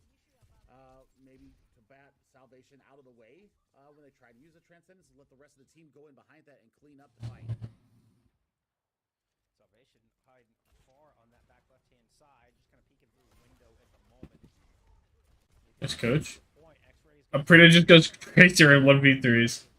You are capitalism's strongest soldier. Limited to like Widow only. Or some shit. Hit scan only.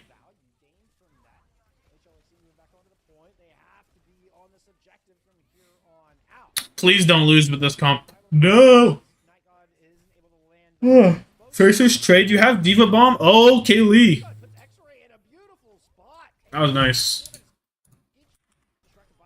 A little bit of a Kaylee diff. Bro goes, boom. Boom. Double melee. What did you know about that? He goes, boom. Up in the air, boom. Gone. Double boom. Fuck X-Ray. Dynamite? Bro's dead too. He's gone. Kaylee diff. I'm just a rich person with too much time and unlimited access to the internet.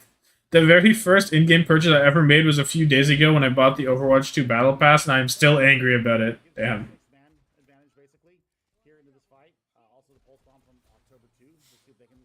That's tragic. I think the Battle Pass is good value. I'm a fan of feeling extra progression as well. I actually haven't watched enough to know who would come out at top of that deathmatch alive. My first is when I bought a shark card in GTA 5. I'm trying to think of what my first must have been. It was probably Destiny DLC. If I was to guess, I would say Destiny DLC. But in terms of, like, not DLC, like, not extra content and just cosmetics, it might have been a shark card as well. It was either a shark card or NHL packs for Hockey Ultimate Team. It was one of those two.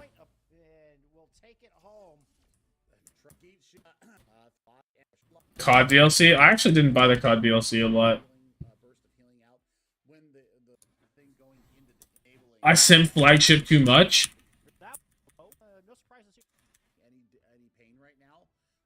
I can't stand the Ultimate Team modes. No, I can't either.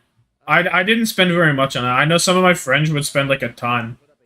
Like, it would be pulling up to his birthday, and then he'd be like, "Oh, guys, I'm gonna spend $100 on packs," and we all just watch him unlock the packs on the TV.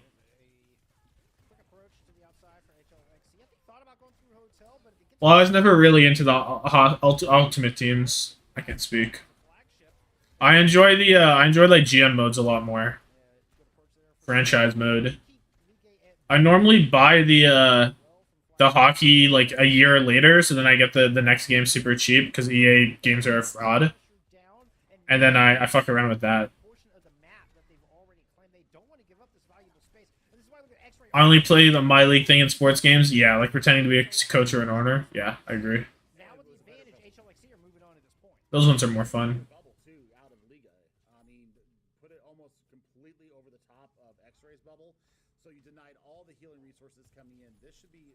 Someone got to make a Overwatch League manager team. That'd go crazy.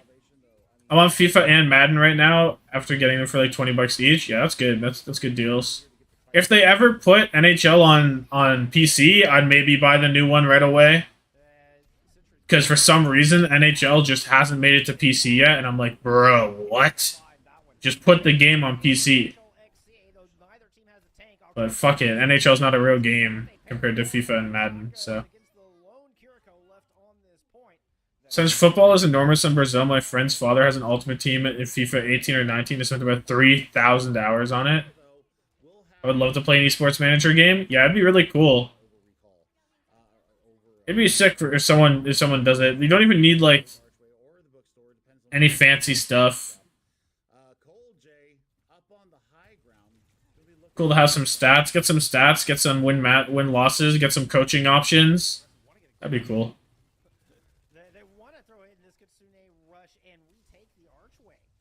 I play Go Overwatch. What?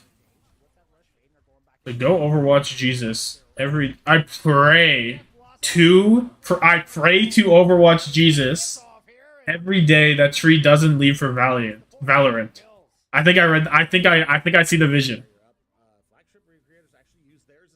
I would be addicted to that game. Skull emoji my phone. It's okay, I got it. I deciphered. Deciphered? Deciphered. I deciphered the message.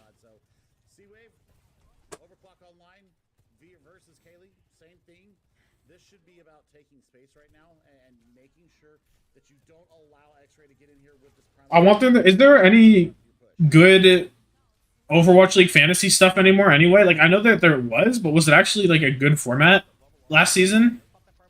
If Tree doesn't get the Owl eventually, I will cry. Yeah, I agree. Tree needs, like, Owl 2025? That'd be awesome. Not anymore? Damn. I know there was Winston's Lab, and then there was another one after that, but now I didn't pay attention. Without Monkey Lab, the stats don't work? Yeah. I think it'd be really cool. Like the stats community in the Overwatch League is really underdone. You know what I mean? Like there's not a lot of people that will hand track stats. Probably because it's really difficult to do that in Overwatch League because you can't see everything. But even if people like hand track like first death rate, first kill rate, things like that Owl doesn't really do a great job of, that'd be sick. But it takes a lot of effort, so I understand why people don't do it. I was a huge fan of the OW Fantasy like 2-3 years ago, but I forgot what app it was on. Carpe also gone to Valiant. Yeah, but Carpe gave us all that we had to offer. Yeah, 100%. Carpe was done anyway. Patty hasn't even shown us 1% of his potential. Yeah. Be sad if we lose Potty, Sugar-Free, and then Tree. Hopefully we get Sugar-Free this season. That'd be hype. Gladiators do the Potathon into Sugar-Free, into someone else, into Tree. That's the vision. Who's the next young prod that's been that guy? Between is there anyone between Sugar-Free and Tree? If there's Hell of Fantasy, can I finally assemble the Worldstar roster? It would be a fun project to make it with what they give us, but balancing would be a nightmare. What do you mean? What balancing? Like a franchise mode, like trying to balance that. If Sugar-Free is like Potty, it's just not what. What if Sugar-Free is like Potty, like just not what they used to be, too long and active? I mean, there's a chance, but I don't know. I feel like it's okay. I don't know. I have faith in Sugar Free. Thought he was still quite good. No, he wasn't like a superstar. You know, he wasn't generational by any means. But I thought he was quite good. I think Sugar Free. I think I have higher hopes for Sugar Free than I did Potty. Maybe. Proper would be a $1 trillion prospect. Yeah, because there's no such thing as a draft. Yeah, I don't know. It'd be interesting because then you'd have your owner be like, "Oh, I'm giving you this much money and this much money," and then you try to make your best roster based off that. That'd be really cool. Different like soft salary caps that your owner gives you. That'd be sick. I guess Jun been the 2024 prodigy. Yeah, but the other ones have all been DPS. So you want another DPS there.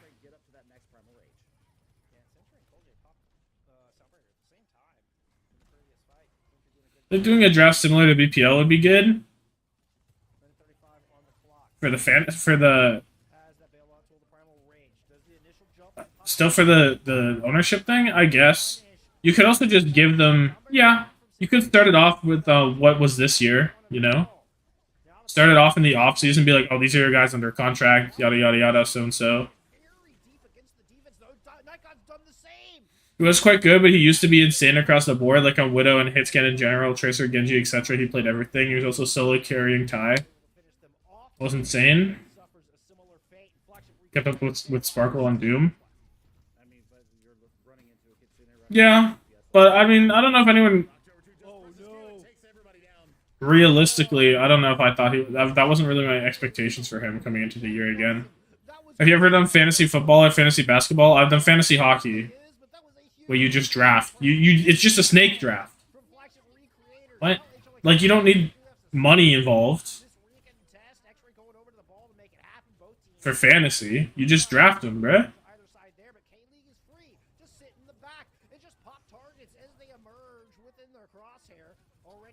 I'm a little dumb, but yeah. Like, you can do that with money, but I feel so unnecessary. Because it's not like you'd ever draft like someone who's not worth that much. You know, I don't know. That'd be a little weird. That'd be a little bit weird. It make it too difficult.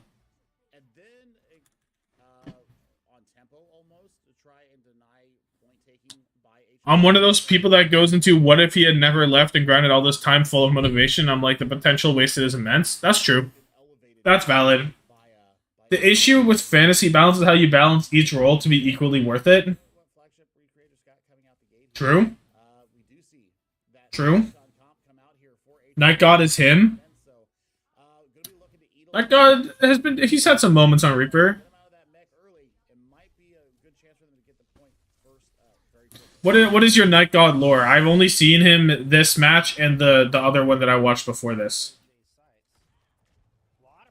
Where he was playing still Reaper. He's just been good. He shines more on other heroes. I mean, yeah, Reaper is not exactly the hero to the hero to showcase your skill. He showcases timing though, which is important. Okay, X-Ray just fucking died to the D.Va.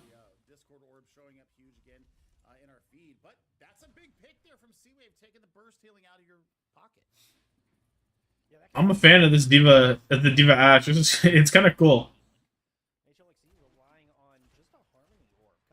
Even on Reaper, he's consistent at making the right, at marking the right target and applying valuable pressure for space. Well, right now his ass can't really pressure shit, bruh. His ass is pressuring a D.Va DM. He's on Tracer. Let's see it. No, this is the real shit. This is it. The Tracer gameplay.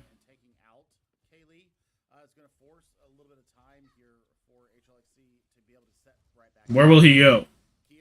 Neka or X-Ray jumps in. He's dead. He jumps in and immediately dies. Like, hello? X-Ray, are you good? Since we were talking about DPS takes, one of my takes on DPS is that Rascal is top 5 DPS of all time. I don't know about that. There's a lot of good DPS of all time. All time is a really fucky, like... It's a really fucky one to talk about, but I don't know if I put him there. Guy was insanely flexible. True, but I think he was elite, but I don't know if he was like top 5. 2-time winner, 3 if you count Dallas coaching, which I do, but it doesn't really it doesn't impact the player aspect, I guess. Are we talking greatness or best or dominance, etc.? What are you ranking?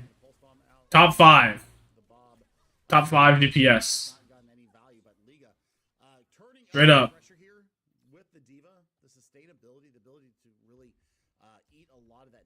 In the history, I guess.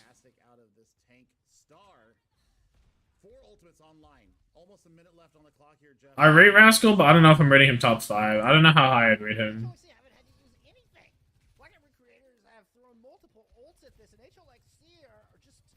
Top 5 feels like a lot, though. Well, they keep trying to push up this, like, weird corridor into the Ash Dynamite, and look how much fucking... Look at how many people are on fire. He gets 4. Or 3. Like... That's so much dynamite value, man. They jump across onto a Diva, get nothing, beat. A good beat, but bro... I don't know. Why not Diva Mirror? That's kind of true. Diva is way better into that comp than Winston. Because the only reason you wouldn't play Diva is for Sojourn, but they don't even have one. Prophet, Fleta, Lip, Carpe, Bird Ring. Yeah. I would definitely put Prophet, Fleta, Lip, Bird Rings there as a good argument. Carpe was dominant until this year. Give Proper a year, and he'll be there.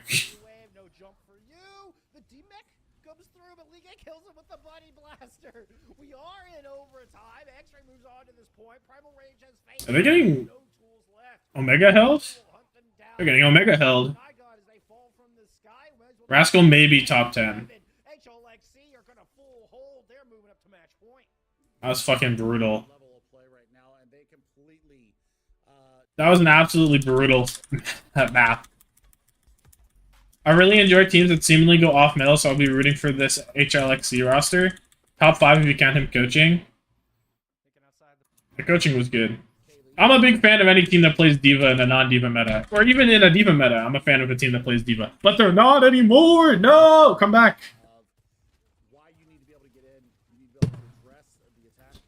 I need to sit down and think about it before I give you a top 10 list. Yeah, me too. And there's a lot to consider. Because you have to consider, like, if we're talking about, like,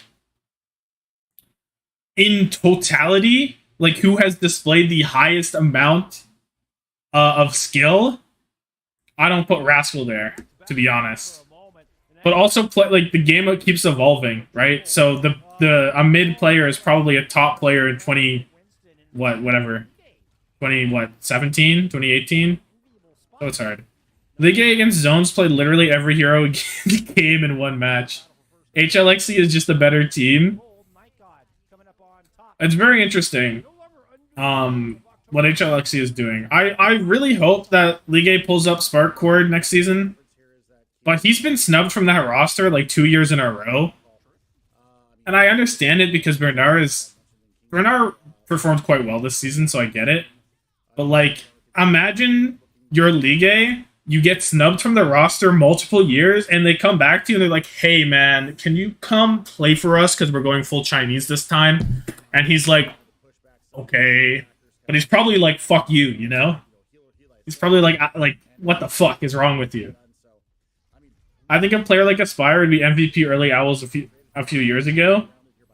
Yeah, stuff like that. Like, Proper is probably the most talented DPS player we've ever seen in the history of Overwatch League. But you can't put him top 5 because he's only had one Owl season. You know what I mean? And that's just how it is. So it's really hard to rate things in like top 5. Ligue A back in the league, I wish. I think he has to be. There's legit no other decent Chinese off-tank.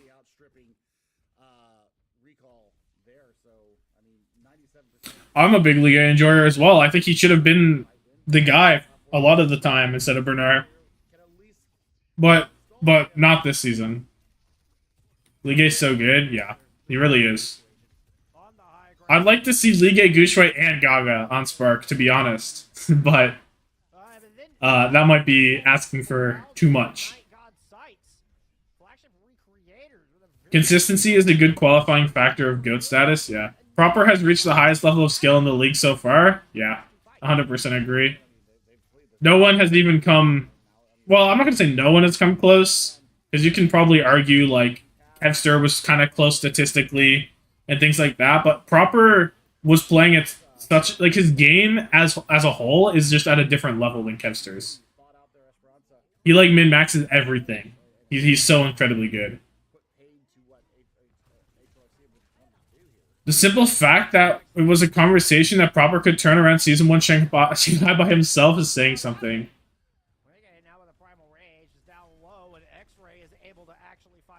Seeing that Ligue has learned Monkey properly, he has a solo tank potential. Yeah, but I don't think Spark will ever get rid of Gushui. Like, Gushui is just like the Hangzhou Spark, you know? Also, Flagship is currently winning. Flagship might be better at the Winston comp. In the mirror, I think Flagship might be better. Proper decision-making greater than Kev's decision-making? I agree. The only roughly comparable are Kev and 2021 Leave, and on Hitscan, Shy, and Lip. Yeah, Hitscan's a different thing. I think you can say Lip and Shy for sure are that level of raw talent. But I feel like watching Flex DPS, it feels like there's a lot more like min-maxing and decision-making compared to Hitscan, which maybe is Mickey Mouse, maybe it's the same, but it just feels more obvious with Flex DPS a lot of the time. To me. Like, obviously, like, positioning and shit with Hitscan is very important, and, like, hitting your shots and, like, things like that, but, like, decision-making seems more impactful on Flex DPS, because you can do more. Or you have more options on what you can do. You know? 2021 Leave is also a good shot, though. I can't wait to see 2021 Leave in 2023. I am so excited for the Spark team, as long as they don't blow up. Goodbye, Kaylee. Since Gushui essentially invented current Monkey and is incredibly iconic, Gushui is to Spark what Gator was to Rain. Yeah, but I think Gushui is also actually good. That's kind of a difference maker there. Is Gushui is actually, like, still a top Winston per playoffs. What Deepe said about the difference is what Deepe said about the difference between Kev and Proper is what the decision making.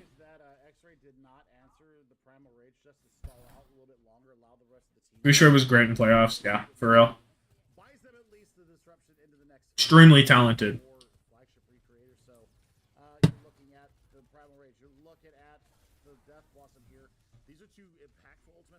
It's a good boot. Not the X-ray.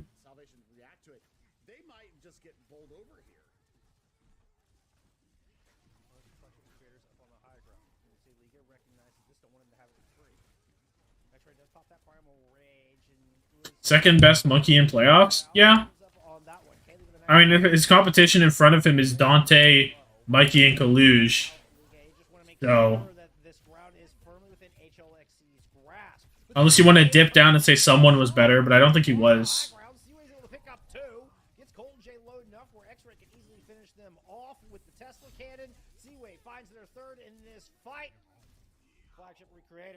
It's looking kind of tough for HLXC, though. I won't lie, it's looking a little tough. Fearless was better, but that's it. Yeah, I agree. Indisputable, Fearless was better. He was so good.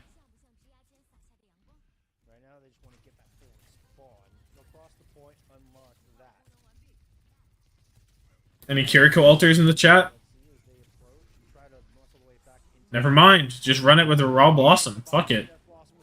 October 2nd, she's running it in. Deepak said Proper is better at articulating ideas and decisions to the coaches. Mikey top 5 playoff. Winston ain't no way. Hey, I'm just saying he placed higher than any other Winston not named Fearless. That's all I meant. That's a fact. Smurf tried his best, but his heels kind of folded. Yo, Iris was awful on Kiriko. Like, I still don't see the vision for the Iris creative trade, to be honest. It felt like they were like scared and panicked, and like they took a risk that they just didn't need to take. Prophet fell apart on Soul as well. Yeah, I mean, Prophet maybe not that much of a Reaper player. Kev understands the game for himself. Proper understands for himself, everyone else in the lobby, and how they relate to him in a 5v5 format. Yeah, that's valid. Proper just like knows how aggressive he can afford to be every single time. I guess there were some feed moments where he felt like he had to make things happen, because he does. He's literally the hard carry of his team. Like, he probably realizes this is not the optimal play, but if I don't do this, then we lose.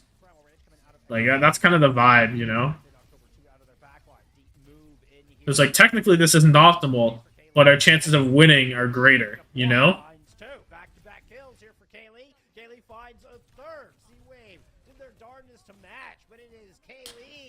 Okay, HLXC. Comeback starts now. You have a minute and a half. Go ahead. Go ahead. Pull up. Pull up. Their ultimates are looking pretty good for them. A little bit ahead in Kiriko, a lot ahead in Reaper. Finn and Violet were the biggest feeders on the team, but that's just how shock supports operate. I mean, yeah, kind of true. League kills 2? Yo, can we get a vision on this? They also said Proper is a leader, shot caller, gives literal briefings before a fight, etc., unlike Kev. I think Face said, or Unter, or someone in the Gladiators said that Kevster worked on that, and like he was really, really talkative. And he was more of a leader role this season. If I remember in an interview that I think it was Face with Yiska, is that Kevster was actually very vocal as well now. So I don't know how much truth, because Deepak could be comparing it to Kevster who wasn't vocal, because maybe he actually wasn't. But Face claims that he is very vocal now, which is good. Was Kevster the player leader of the Glads? Probably. I mean, I'm sure Reiner has some things to say. I'm sure Reiner speaks his mind, if I was to guess. But that's all I know, is that Face said that that Kevster was quite vocal. It is the quote, I believe, from the Yiska interview. Also, can we get a little bit of a comeback here? Hold on. Lige's dead. Kaylee kills Sentry. No way you win without Lige, though. Oh, but you do? But you do. October 2nd's the GOAT. October 2nd kills 3.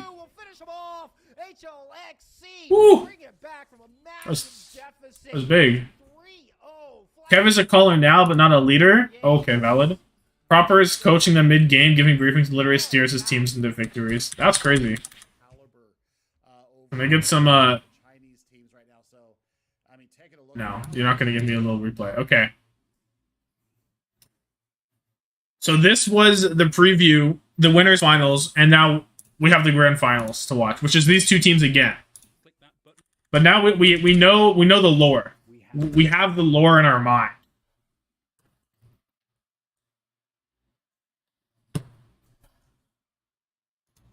A nice little 50-minute detour from the grand finals. But now we're here. That's the first of 4, everything on the line for these two teams. We saw it once.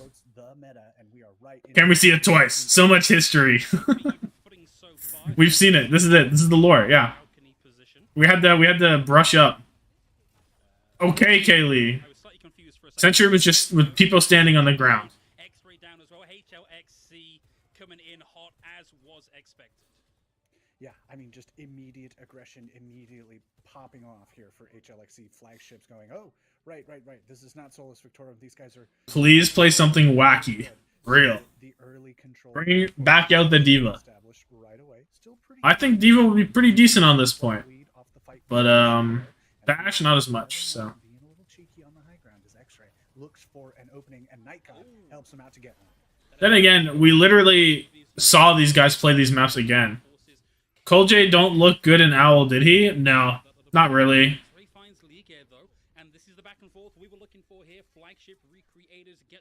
I wasn't a huge Coldest fan. Talk about a perfect start, right? This back and forth. This is what we want here. We want to see all of those haymakers being traded, even on the. Wait, what happened? I wasn't looking. Like my brain shut down for a second, and suddenly, Flagship were winning. So October 2nd dies. They force back Kaylee. Okay. Shit. Once your Reaper's gone, you're in for a sad time. Talk about a perfect start, right? This back and forth. This is what we want here. We want to see all of those. Curios are extremely neck and neck. Everything's extremely close, except ColdJ is lapping Sentry because he died early in fight 1. Flagship are going to have their work cut out for them, but they do not lapping, but advantage so far. Not that HLXC are going to Curie. X-Ray can die, I think. Oh, C-Wave. That's rough that you don't beat this. You're going to let them sit on that.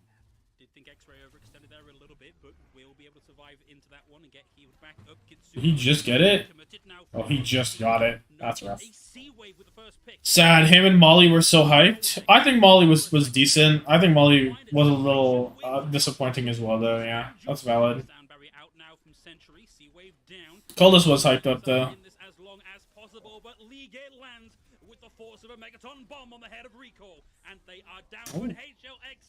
Give as good as they get, and that's the down into the depths of the train tracks for Ligue and Flagship back in control.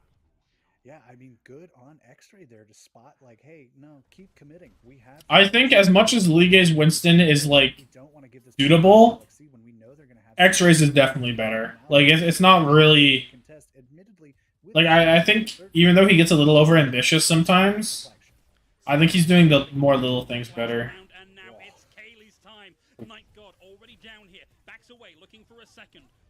Oh, that's a big kill. May have done enough to stem the bleeding here for HLXC and allow them to contest this point proper. Liga and October to round this out. 85% cap for Flagship and HLXC back in the driver's seat. It's so back and forth there, but HLXC just Coldest or ColdJ rather. ColdJ is so much harder to say than Coldest. So plenty of space they still need to take in terms of that percentage, but with tools to do a whole different mouth formation. But he still has beat, which is kind of big. I'd like to see them. Let's see a good Blossom here. Oh, Ligue's dead. How is Ligue dead? Reaper's right there. What?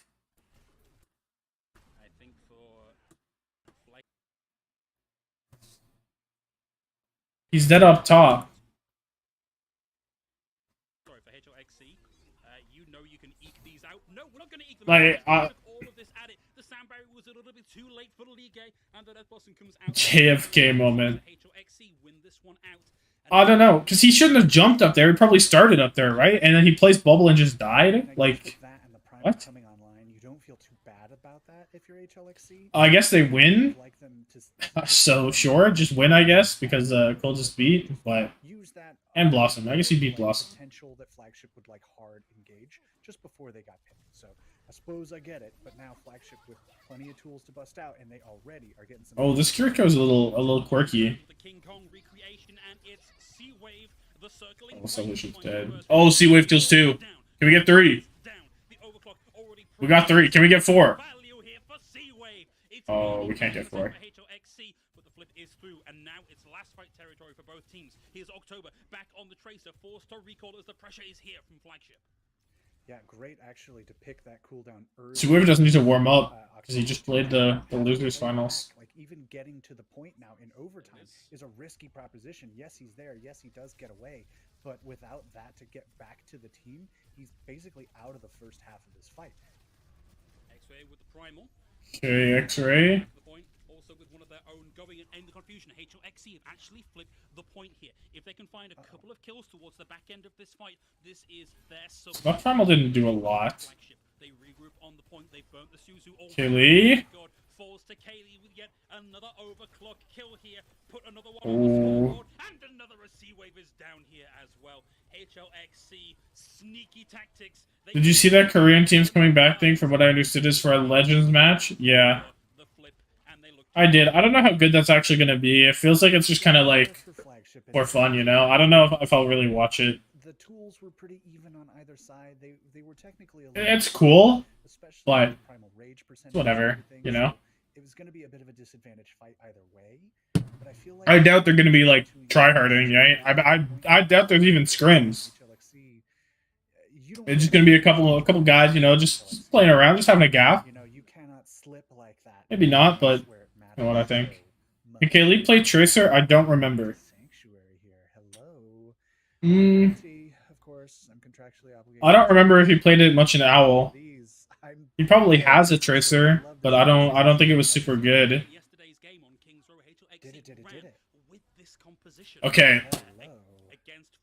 It didn't work this last time. Last match, the Diva Comp did not win on this map, remember? Right, did it? Yeah, I mean, or wait, did it win or did it not? I don't remember. Wait. Hold on. Double checking. Did it win? No, it didn't. It didn't win. Said, okay, it did win? Fuck. Again, let's see what we can do about it next time. Which one did they lose? Next time, immediately we see this rotation coming through, trying to be very. Because it was a 2-1.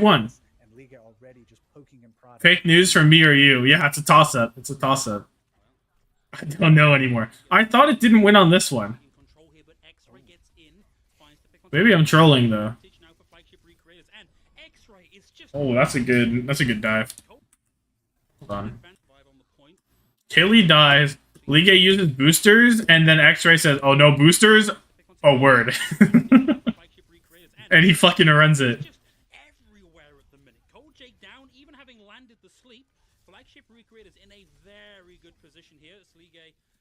No boosters? Okay.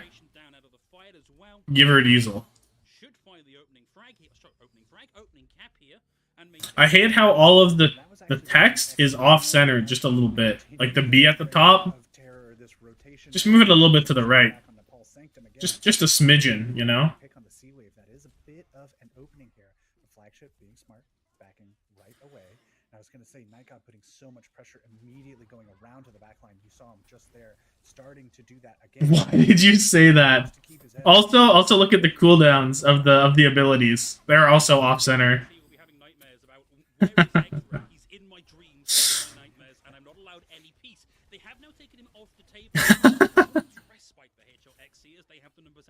I wonder if your game is in Chinese, if they're also off-center or not. Probably not, right? It probably wouldn't be, because this game isn't actually in Chinese, right? Even though it has the text. The ultimate is really bad. Oh no, don't look at the ultimate meter. That one's rough. That one is rough. It is in Chinese. Is this just how... Yeah, I mean, an extra 12%. Is this just how the game is? Yeah, you do kind of feed some old charge over, but at the end of the no, surely not. The voices told the Overwatch developers to make the Chinese font slightly off-center. Really very good. So flagship with a great opportunity here to run it right back. But 5 ults. This is big. Exactly how they want to use them. Oh my god, they did it. They said the name what? In the film. Yep. Look at Liga hard focus C-Wave that entire time. Bro did not give a fuck because he knew his backline had ults. I think, because normally he would have counter dived that monkey right away. But the monkey's never going to kill anything. The only thing that will kill anything when you have Trank up like that is going to be the Sojourn. So I think that's why he chose to target C-Wave. Unless he's just been doing that the whole time, but I don't think he has been. But they have not converted great value off of them so far this round. Recall and C-Wave both need to get something done. Using both support ults is a little tough, I think. I'm not sure if you needed Nano. Oh, C-Wave. Wait, let me go back. Let's see. X-Ray jumps. Liga immediately goes on him, right? And now passing in favor of HL. Where is it? Oh, he doesn't jump. He just walks. Never mind, I'm trolling. But Kaylee just gets removed from the fight. No chance of the equalizer with the bomb. And Seawave completely Woo! The 2K Diva Bomb. Liga finds two of the pulse bomb here. HLXC may just hang on to this one. Care of a massive double frag here with the self-destruct from Liga. And they have Bob for last fight. Oh, it's fucking done. Robert. Exactly in on just an edge, just enough that the supports thought they were okay, right until they weren't. So Liga just playing. Let's go, Robert. Just having a good time as we approach last fight territory. Still 2 ults in the bank, both DPS ultimates. That point presence from Bob. Flagship has Kiriko ult though? Yeah, but I think Bob is... Oh, wait, Bob's not on point. There's the Bob. We also got the pulse bomb committed there from October 02, mitigated by the Suzu. My god, kills coldest. Oh, Bob's just dead. One kill and the Bob taken out of the fight there. Sorry, confused by the kill. I feel like you wanted to give more space there. Maybe. Like, I don't know. I like Bob on your side of the point while the Kiriko ult is going kind of thing. So then you don't have to actually contest it that much. Yeah, but there's very little wiggle room here to make these next few fights work. Yes, you want to be putting some pressure on Salvation. Because I feel like just tossing it back there like doesn't actually do anything whenever they can just shoot it. They'll take the 2 frags. Night God stepping up, being exactly where he's needed to be this entire round, building quickly towards that pulse bomb. That and the primal, maybe the sound barrier are going to be the only tools you're going to get over the course of these. Now it's a lot tighter. Man, I'm such a big fan of Night God. Liga can go hard though because Salvation is Trank. And he continues to be incredibly consistent across a wide range of heroes. He dives the jump. 99. HLXC need to get in if they want to take this map cleanly. Oh, Kaylee. Casual, just over the top, hanging in the Oh, Kaylee. Recall down as well. Pulse bomb connects though. And No, no. No. 99 to 99. And Oh, the beat. They're gonna fucking lose from a pulse bomb on a Transcendence that kills my Kaylee. Rely on this one for kills. Seaway finds Salvation, but Liga is still on the point here. Wait. They've got the Lucio tagging in here, and HLXC are still finding. Wait. They have bomb.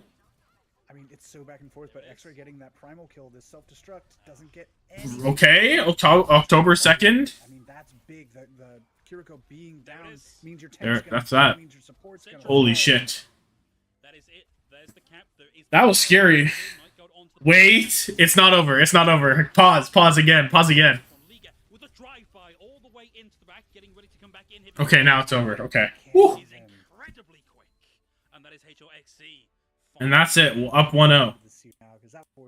What is this fight? That's overtime. That's an overtime fight if I've ever seen one.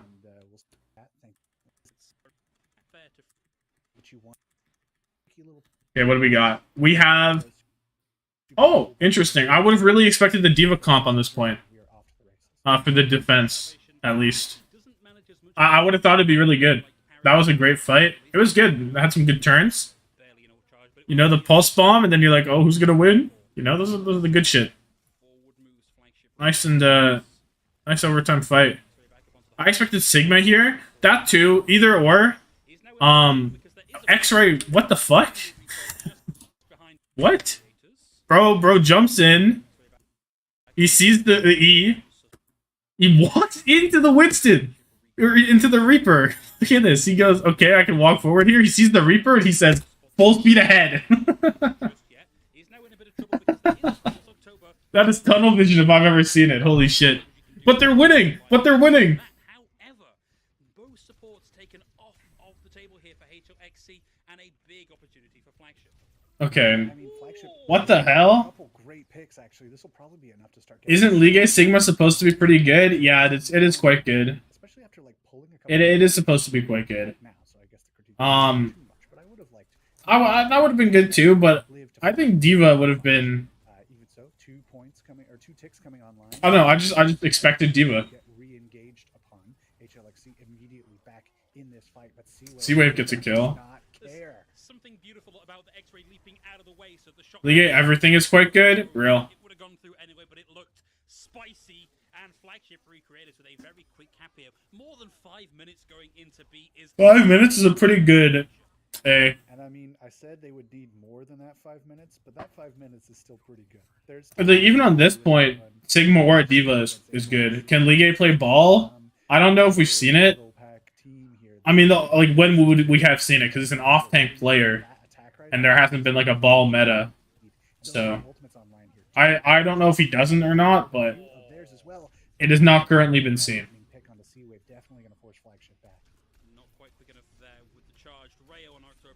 This Blossom definitely happened. I get the kill, though.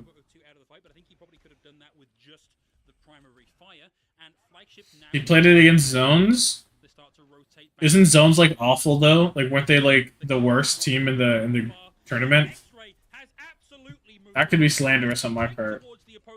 They went 0-3 and they didn't win a map. No.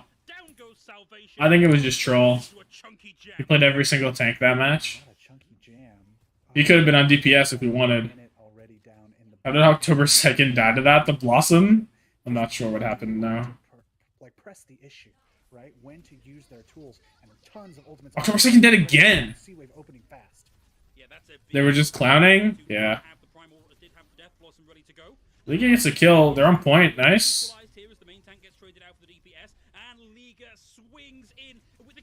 Over the top, those swings come so much faster. It's so hard to dodge that damage. HLXC put a momentarily halt on the execution of B. CRF has done this time and time again. Last possible second too, right? Nycod just trying to get away, but the entire team was just swapping whatever, whenever, real. October 2nd with another nice Blossom. Getting that headshot with the railgun onto Nycod to clean things up. Flagship, like you said, forced back to spawn. I think all the DPS in this game are quite good. I'm a fan of all of them. That's potentially unfortunate positioning here for Sentry. I don't think they know how to get out. They might be able to draw some focus. Actually, there's no player on any team that looks like a real weakness. These teams are pretty good. Another 20 seconds burnt off the clock there with that kill. Yeah, that's a rough stagger for sure. You have to wonder how that one exactly came to be. But even so, Flagship just got to get right back to it. Got to get grouped up and go again. Sentry already making it back to the pack. Nycod stepping up soon to have that Death Blossom. No ults. This Clean's gone. I like the DPS and tanks. I'm not real good at judging support, but they seem decent enough. Yeah. The biggest thing is like Curie ults. They're like the timings on stuff. Oh my, Kaylee just... That was a massive E, I think.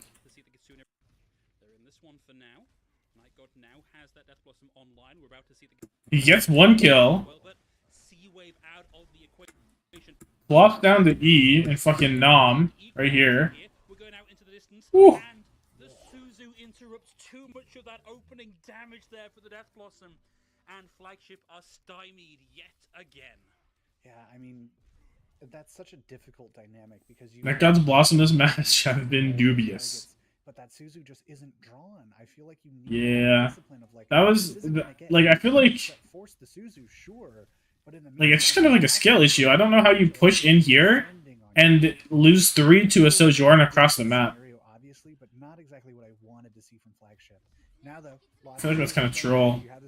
Already coming out and a couple more. The Curie ult's on the floor over there. Is anyone even in it? Onto the low ground allows Flagship to take the most advantage of that Kitsune rush. HLXC not committing their. Kaylee God Gamer, bro. Kaylee's performing quite admirably. This Kitsune Rush is in a wall, but it should be fine. They're playing soccer.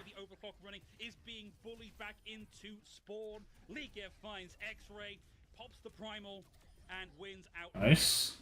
This has now been 4 minutes burnt off the. Damn, this is a nice hold. Have 1 minute left to get this done. Yep, that's the math right there. Knight got hit a good Blossom challenge. You got this, little buddy. Like, oh, that feels pretty good. Beat Blossom versus Blossom. Surely the Beat Blossom wins. Not be happy with how this is going at the moment. They need something here. Maybe that sound barrier gets you. Surely. But you can't just get in. You need to decisively win this fight to keep this going, or else you're going to be down an early 0-2. All football, soccer again, and I will reunite all 220 million Brazilians to cancel you. No! My bad, my bad. Kaylee down here to X-Ray, so Flagship with an opener. Yet again, October 02 being kept at bay. Will not happen again. seconds to go on It the will. card. I lied. It will happen again. Way to go here. I mean, that opening pick from Seawave there, right? Nightcod already back in this fight, so already you're going to see them reaggress. Bro slid out the window. He was gone. 6 seconds to go. The Kitsune Rush comes online. You don't have much else besides that and the Death Blossom. Oh, Ligue did though. Good angle on the Kitsune Rush. Allows them to move. Time here, 6 seconds. When this Kitsune Rush comes out, why do we not just answer back? Am I missing something? Here, 6. Ligue gets chunked down pretty hard, jumps across. Oh wait, he doesn't have Kitsune Rush. I'm stupid. I was looking at the wrong guy. That's why. And you cannot leave this card alone. Good angle on the Kitsune Rush. Allows them to move forward. Night God. Where's October 2nd's? Awesome again? Chance of redemption here with the Death Blossom, but it's Fine. October 02 out first. Night God did not stand a chance as the Boogie Woogie of Death out from October 02 puts paid to them. Kaylee down here to X-Ray, so flagship with an opener. Yet again, October 02 being kept at bay. Looking for an additional pick here because it's 20 seconds to go on the cart, and it has a long. Guess that'll do it. Kaylee, Wait, I went way too far. And it is forward, There you go.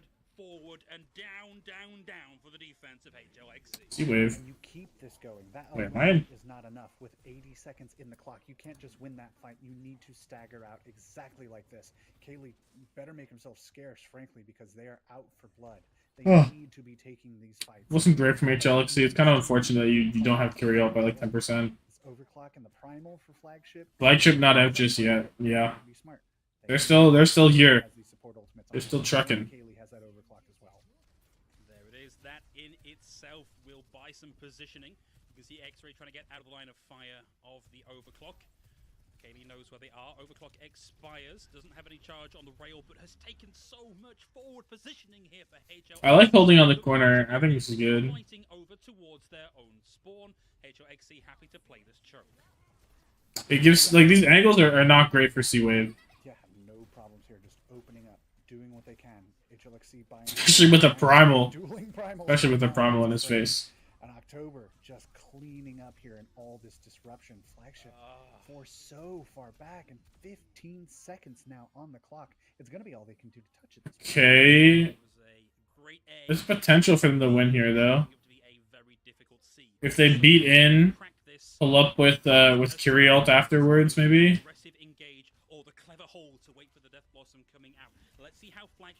Oh, the bubble. Oh shit. Seawave. Just needed the raw mechanical prowess of one of the best Sojourn players in the region, and yes. God damn, that was a very clutch rail. I mean, this at the very least, right, will get you a lot of progress down before another fight kicks off, especially that last little kill there onto Kaylee. Seawave with the little Bastion swap. Let's see. Bastion. Point first, mind you. But this is going to be a pretty neutral fight. Watch out. Yo, and they have Curie Blossom? Wait, flagship just complete the map, maybe. This one out, they will have the Death Blossom in over the top. It's 5% away from being on board. And Seawave just flattens HLXC against the wall. They go, oh heck, didn't realize there was a Bastion there. Better get out of the way of that one. See the Blossom? Night God with the primary fire finds Ligue. Oh, he gets nothing. The Ligue is dead. Oh. Last fight, Bastion goes hard. I agree. I agree for sure. I mean, the finish on its own, that's a feather in the cap here for flagship. They are feeling good. A Bastion swap right there. You know, even the zoning it provided, right? Like, not to tie this up. I like whipping out the Bastion at the last moment. Fun. We paused? So, think about that one. Yeah. Go toe-to-toe here with HL. Here, flagship certainly showing that they have the new to go toe-to-toe here with HLXC. Completing the map, pretty big, especially after being held that much. I actually do this in my DPS games as well. Bypass the point entirely. They flipped this. They have taken up the defense. I don't do it as much as I should. All of this is I think it was even good in Overwatch 1. Like, it was even like a nice little cheese strat to do. But Overwatch 2? Whew, he's big chilling on that one. both teams. Seawave finds October, and that might just be enough. October dead. Seawave kills 2! Toe-to-toe with No, Seawave no, and over the side for X-Ray. Terrifying stuff here, but Seawave and Night God have done enough here, even with Seawave kills 3? X-Ray jumps off the map?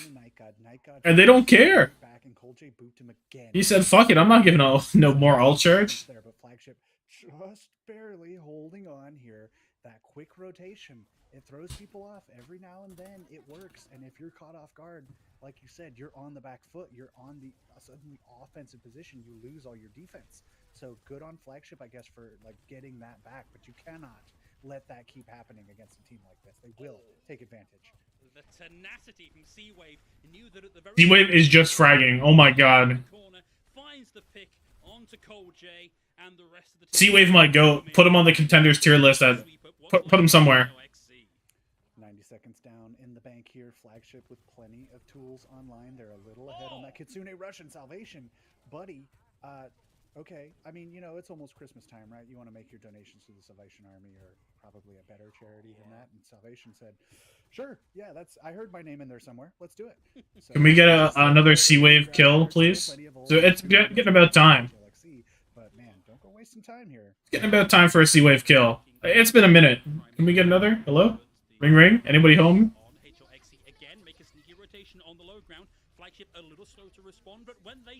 There it is. Right on time. There's another. Yep, one more. Oh, he didn't. Bro, TP'd into it. This is legit get down, Mr. President.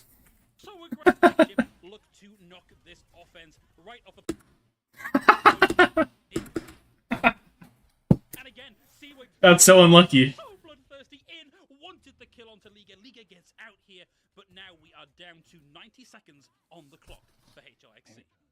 No, Seawave honestly A or maybe low S. The problem is, I mean, like him at the level of competition, it's hard to rank him relative to the Korean contenders DPS or like Sojourns in general. But I think he is quite high. And like I have a if he gets picked up, I kind of expect him to get picked up now by a Chinese team. Right? Like like just watching 2 games. But these are 2 very important games and he showed up pretty big in both of them. There's so much DPS talent in Korea that you make a good point, yeah. Like if we're considering like we had SAD, we had Probe in A tier. And I'm like, I don't rate him more higher than Probe. Like the level of competition is different. Like it's not like HLXC. Like HLXC might not even beat Panthera, who came 4th, right? I might rate Panthera over them. It's hard to tell. It's just they're 2 different. It's just difficult. Now, come Pacific Showdown. I'm just circling that date on my calendar even more. I'm so hyped for the Pacific Showdown. I think it's gonna be sick. HLXC can get one more touch, but it'll be desperate. It'll be the last. December 12th, 13th. Someone is going to get caught out. They will not come into this fight even keeled, if they can even get there at all. I'm ready. Already positioning forward, already trying to set. Hope for his own sake that if he ends up on a Chinese team, it's not Valiant. They have the tools to make this defense happen. And yeah. Just have to hope. I bet Valiant's probably the least desirable franchise in OWL right now. Liga dead. Damn. Clock running, and it's about to cost HLXC a whole heap more. Wow. Chased off the point, a full cap, and then a full hold. Phenomenal stuff from Flagship. Either Valiant or NYXL? Yeah. Good shots. Full hold against HLXC. Bro just got his bed in the back. Nice little shelf. Got some plants in the jar. I rate the vibe. I think he is better than quite a lot of KR hit scans. Maybe. This is just me. I realistically, he's probably better than Thad, right? Like, that's hard to tell. It's fucking hard. He's definitely A tier, at least.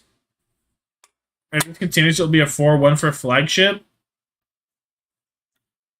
I think HLX is worse at the mirror. Like, I said it even in the winners thing. They didn't look as good at the mirror. Pulling out something like that. Let's just bring this out just in case. Kaylee's been good on the Ashe, but on the Sojourn, not as much. So I think that is probably also a reason why they're running this. I was gonna get a Dr. Pepper actually, because my bubbly's basically done. Hold up, one more second.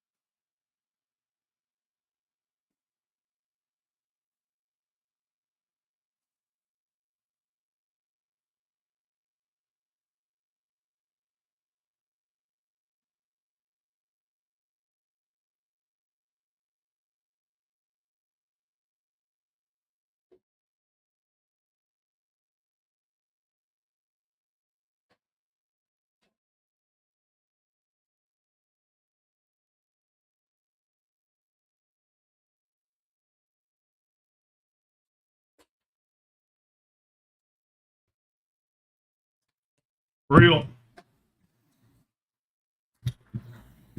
HLXC needs to do a London and play what they're comfortable and not mirror the banana rush. This is like this Diva comp. I agree.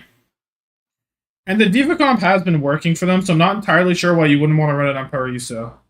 Like, the weakness of the Diva comp is obviously you have less pressure on their Sojourn, especially if you're not going to play a Sojourn of your own. Because for some reason, in this current patch they're on, Sojourn does beat Ashe, which shouldn't really be the case, I think. But it is. So if C-Wave just decides to be that guy, then Diva comp doesn't actually win. October 2nd's on Genji. Why is he on Genji? On the offense, I guess it makes sense. You're playing Echo on the other side. Well, this is real Night God test right here. Is Night God that guy? Or not? I need to see it. Chat says yes. What do I say? What are my thoughts? Let's see. October 2nd dies. Not great. I think the Echo's good into the Diva.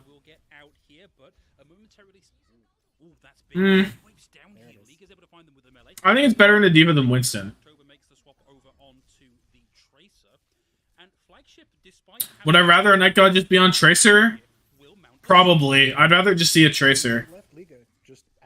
Just chilling, you know, pilot form.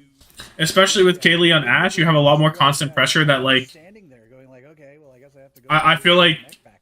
And already you see them spamming. I feel like the Echo shouldn't do a lot. Before he can remake. Does make it back in there, though. 75% does have... C-Wave's on Widow. C-Wave...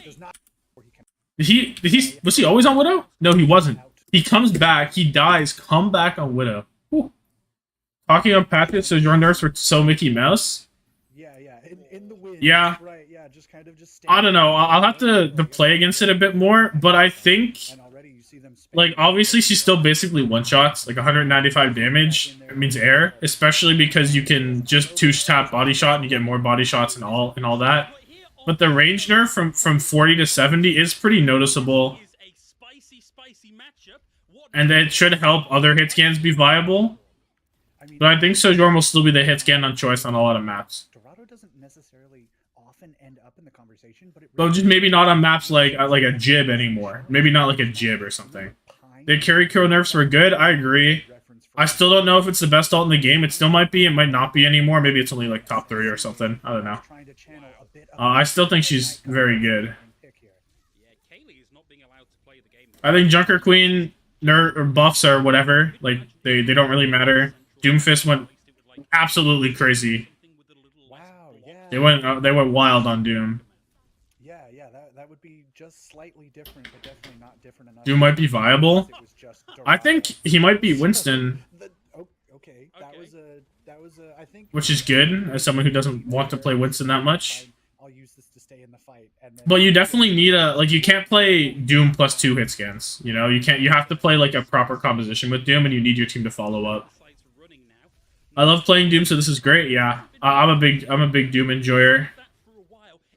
At the beginning, I was kind of trolling, and I was just like, because I played I don't know, a few matches, like 10 maybe or something yesterday. And I was locking Doom, and then I was like kind of trolling, so I just swapped. But then I always started Doom, and then I stopped trolling, and then I was just winning, and I was like, oh, okay. Okay, I'm chilling now. Usually you go for the tank, try and build a quick diva bomb. I like HLXC to do something a little bit, you know? Just the last second. And there he goes. There he goes. Back to his I like something to get done. Even more need. Unfortunate stuff, but keeps Nightgood in. These Doom buffs will mark the return of Chips into the league. Nah, Chips is over. We need to get quaked on. We need Zebra and Owl. So real. The age of Chips is over. We're no longer unlucky.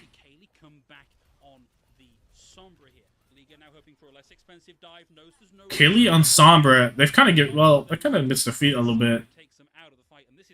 Get quaked on and Zebra. Real. Get them in. NYXL, there are your tanks. NYXL being a one-trick team would actually be hilarious. That would be something different. and at least make them interesting. And not just ass but uninteresting. Ass but interesting, that's my goal for New York. That's what I'd love to see.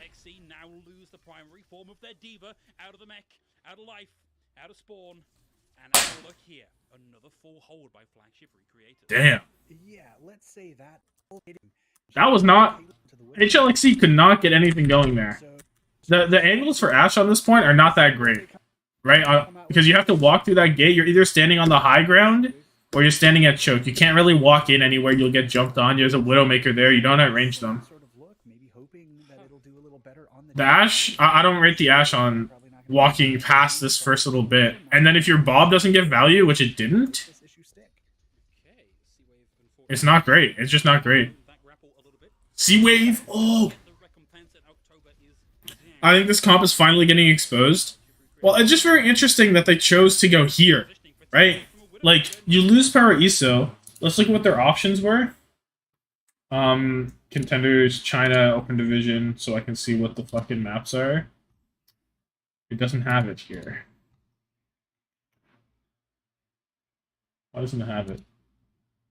Should I look at the qualifier? No. Hello? Why can it not tell me the map pool? This is so sad. Is it the same as Korea? Probably, right? Okay, they could have gone Circuit, JT, Root, or Dorado. If you're gonna play the Ash, I feel like Dorado's not it. If you want to play the Diva comp, why not go Root or like any like this is literally the worst map to choose, no? Like they literally selected the worst possible map they could have. JT maybe? Yeah, JT would be decent. I think they're all better. Diva is not good on JT, but Ash is good. I don't think Diva's that bad either.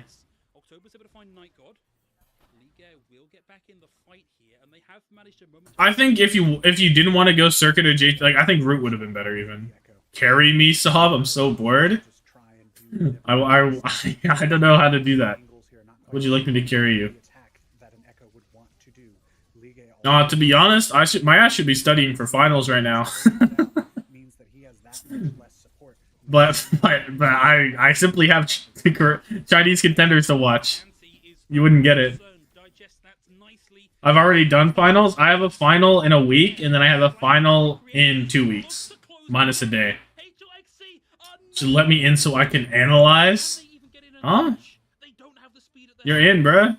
Analyze this. They're gonna touch. C-Wave is fucking. The Ash isn't doing shit, so you can study. No, I'm okay. I gotta ask my professor for the midterm solutions because he did not send those out. I need some shit. I think we have a comp side project to deliver, but it's just some code polishing left. And let's go back to what worked the forum on their Doomfist comp, right? Maybe something you pull out. Okay, so they're going back into the mirror.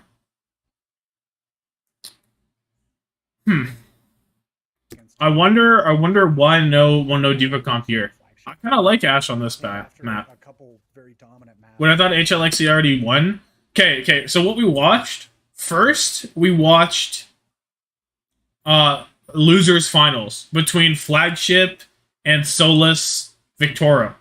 And then we watched winners finals between these two teams. And now we're watching grand finals. I went in the wrong order. I misordered it because originally I wasn't going to watch winners finals, but then I decided to.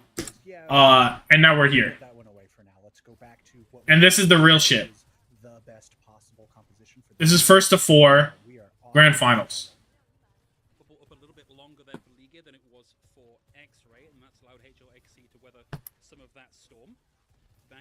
Yeah, and HLXC is getting owned.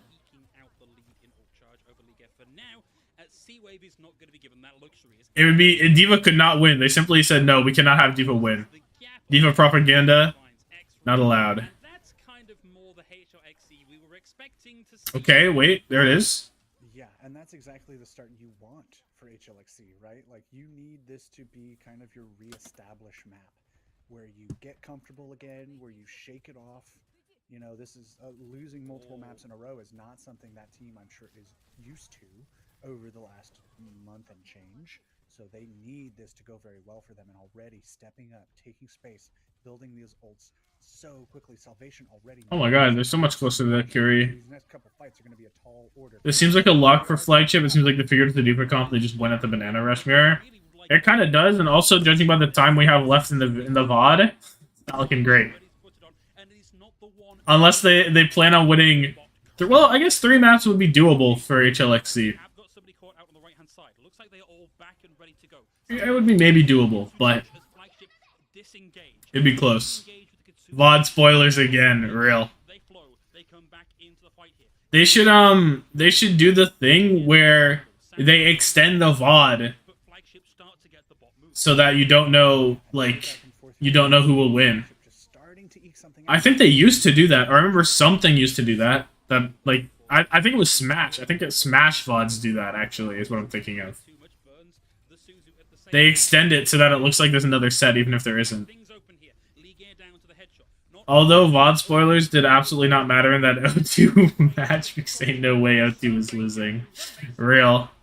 Man, the movement tech coming out from both of these Winstons, but X-Ray in that moment, maybe taking a little too much damage. Yeah. There's no such thing as a VOD spoiler if O2's playing. Just assume it's a 3-0, 4-0. Catching recall, the primal of his own coming out. Lots of hang time here. They want to keep this lead. Oh, come on, Liga. You don't fumble that. No. C-Wave is 1, bro. He's right there. You see him. No! One more hit.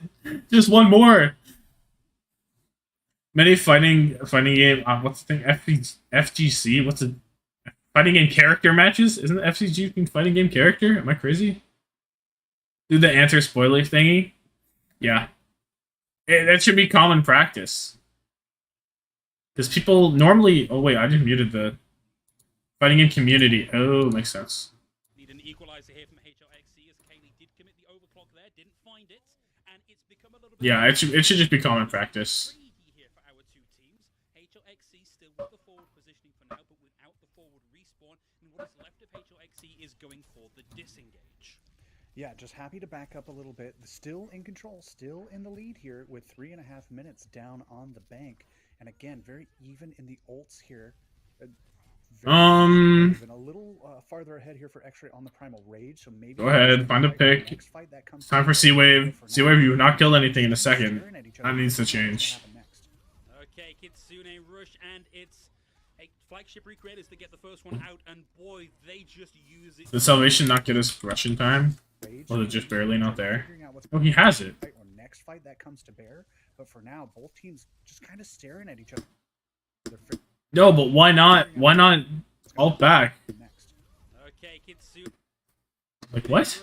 And it's a flagship recreators to get the first one out, and boy, did they say okay, Lee died, so we're gonna roll over and die? Body slam HLXC, and this is where they're gonna start to approach level pegging with HLXC. Maybe. And they need that to happen because HLXC got this. I have now cursed this map.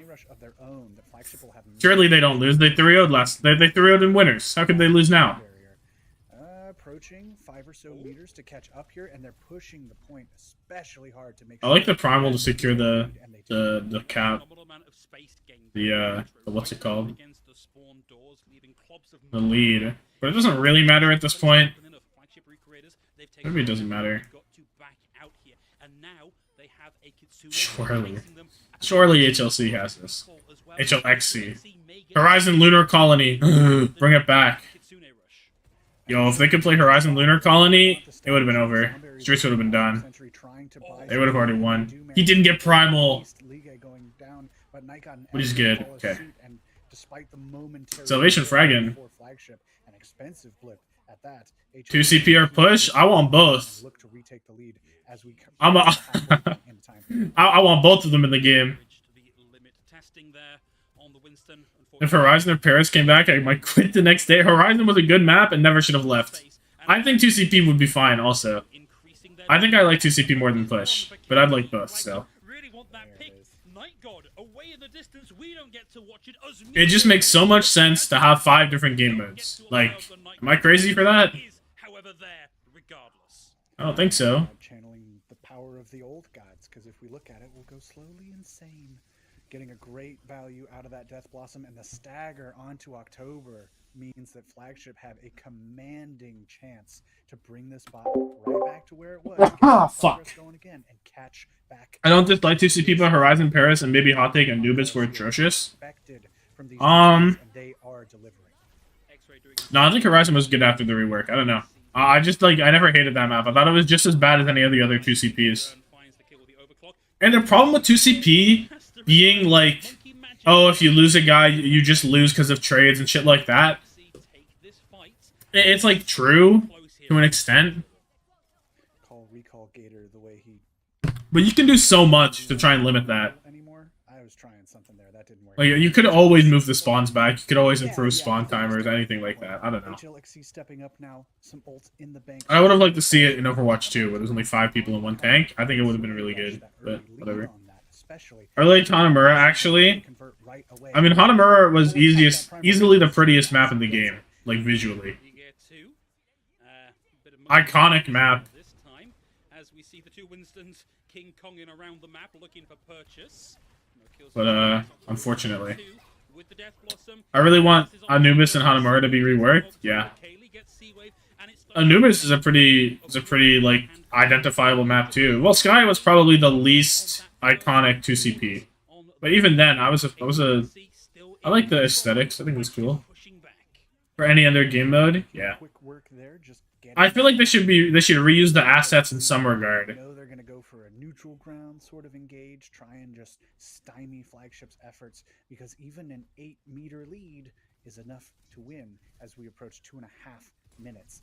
Okay, Seawave has overclock, so basically give up? Yeah. Oh my lord. Especially with Seawave doing Seawave things like that. The guys are nuts. Seawave just able to Kong October. He's just kills.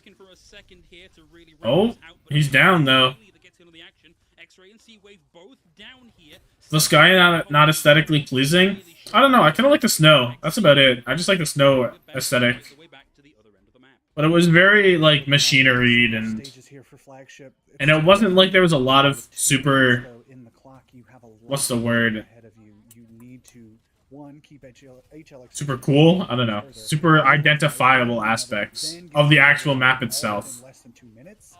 And with Nightgot going down, that order is getting taller by the minute. Down in the middle of the ultimate. Because like Hanamura first and second and even the middle are all like, oh, this is Hanamura. But Volskaya was just like, you have the little hut in the middle that I remember Toronto Defiant playing in Season 2. That was really funny. They just love the little mini. And that's probably like the most identifiable thing about Volskaya.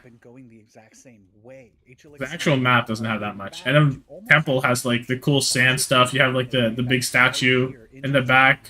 The like big god program that they're guarding and shit. Volskaya basically looks like Gibraltar with the snow. Well, I think Gibraltar is way nicer looking than Volskaya. It's like a different kind of machinery vibe. Gibraltar is like chill machinery, like it feels like a little futuristic kind of. But Volskaya is like mechanical, but it's a little scuffed. It's a little bit scuffed mechanical. The new map looks way too much like Nepal, but I still kind of like it. Just have another Russian map. That'd be cool. They know that the robot just needs to sit, do his little booty scratch, and then they can get right back in these last 30 seconds to just hold. They just need to hold at this point. I don't know. I just hope they bring back 2CP. That's my goal. Season 5. Season 5 of Overwatch 2 comp. 2CP comes back. Write that down. Write that down. Scuffed is a good way to describe Volskaya. It kind of is, yeah. It's like, because the plates, like the metal plates were like, they were like kind of overlapping and they weren't really clean. Also, both teams are at 66.42 right now. The new map looks way too much like Nepal. I played the new map for the first time in comp, and I had no fucking clue what I was doing. I had no clue where I was looking. So who's winning right now? HLXC is winning, according to the little yellow thing.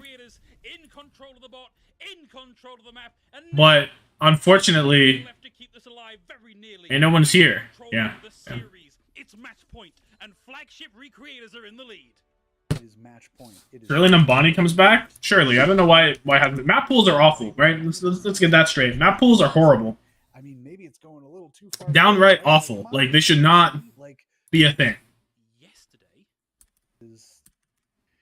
it is very But yeah, I think putting the new map in comp right away is like a horrible idea. It should be like a new hero, where you don't put it in comp until 2 weeks. Just wait.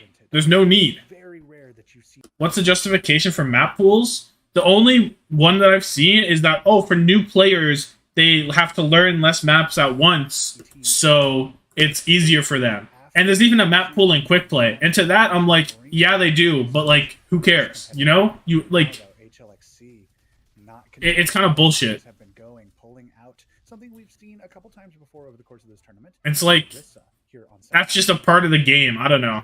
For the hero thing, for the first time user experience, I get it, but that only impacts them.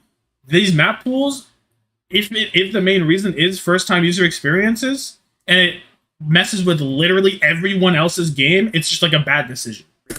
I don't know.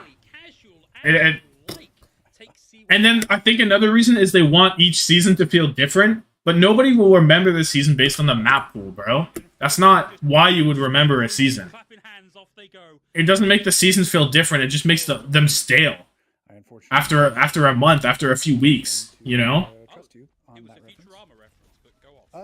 It's artificial variety. I know, I'm sorry. We'll get to that later. Liga is just applying pressure, building. Also, we have Arisa Gaming. I like this. On the rotations here, so HLXC forced to. It's quite. Oh, did he hit the spear into fuck him up combo? Yeah, he did. My goat. Nambani isn't back this season. No, I don't think so. I don't know what was going on there. He looked like he was standing pretty still.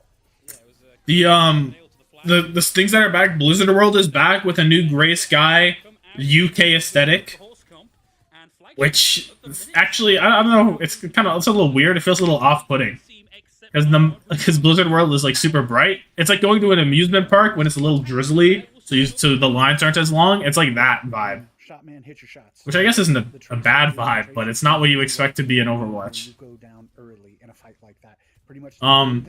They changed the day for a bunch of different maps as well, which is good. I'd be a little upset if they didn't change the day every season.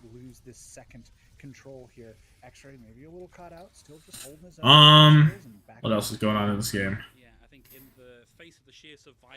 Liga's running it. Real? Keep walking, bro. You got this. Season 26 of Overwatch, I remember when they introduced the Vatican map to the pool. Oh yes, Season 26 of Overwatch. They introduced the Vatican, and King's Row was unplayable. That's how I remember the season.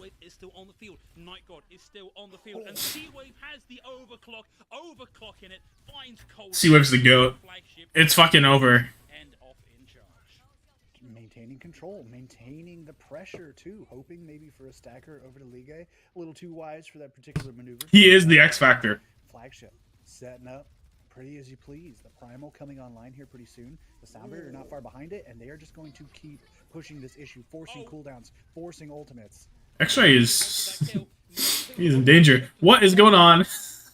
Okay. Goodbye, October. HLXC no longer got this. I'm afraid they do not, yeah. This is quite disappointing. Wow. You cursed it, yeah. That he had any right to in that particular instance. Kaylee getting the this Arista Gaming is way too silly. They had to do something. They were not winning on Winston. They were not winning on Diva. They said, I'm on the horse. Next map, they're going to be on Junker Queen. That's where Lige's mind state is at right now. I've been there. I'm all too familiar with what he's going through. You're like, fuck it. Nothing's working. I'm going to play Junker Queen. That's him. Me and Lige are the same.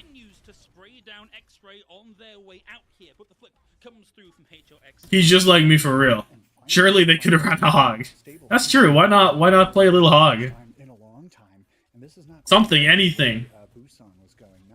Doomfist. Bring out the Doomfist. To get back into this Orisa composition certainly holding its own, certainly getting work done, but they need a little more juice in this tank to keep this control and take this first round. It's looking okay right now. Oh, goodbye. Oh, never mind. A Sojourn with a Kitsune Rush and a Winston. Good beat. Is that going to be enough? Sound barrier from Cole J helps them weather the storm. Oh. My God. Chases in to find additional picks as Kaylee goes down.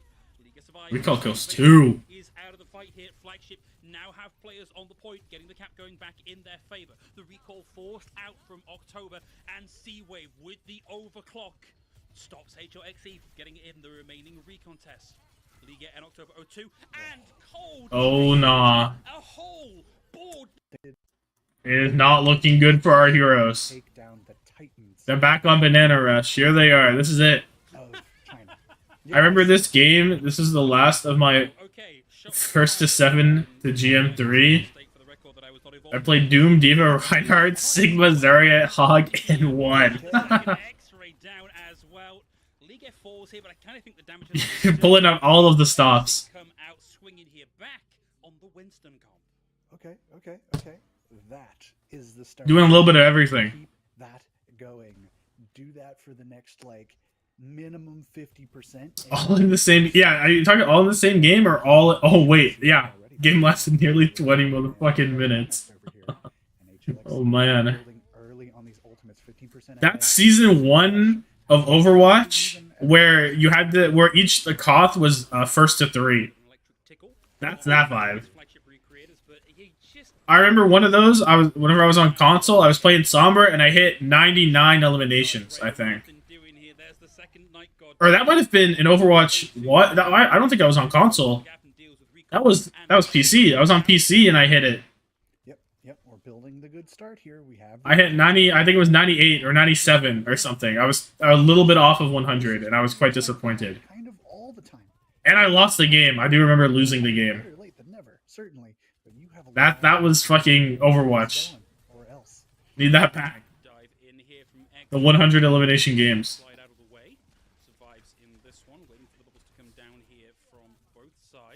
HLXC holding it down right now. Can you answer it? Nice. Yo, pop it? Oh, no way. That is a game of Overwatch, for real. Okay, October uses his Wraith. The bubble goes down.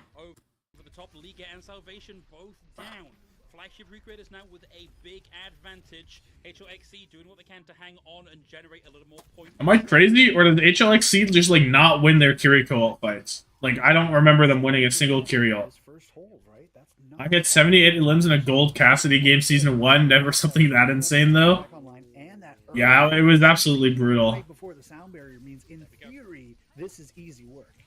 Except Seawave has the overclock running. I wish I could go back and look at my stats from previous seasons, but alas, I cannot do that. So this is a very quick, very aggressive, very effective recontest from HLXC. A couple more picks here secures them the flip, putting Flagship at a timing deficit, and that was nice. Just shoots him out of the sky like a clay. HLXC trying, they're fighting. Coming online exactly when you need him to.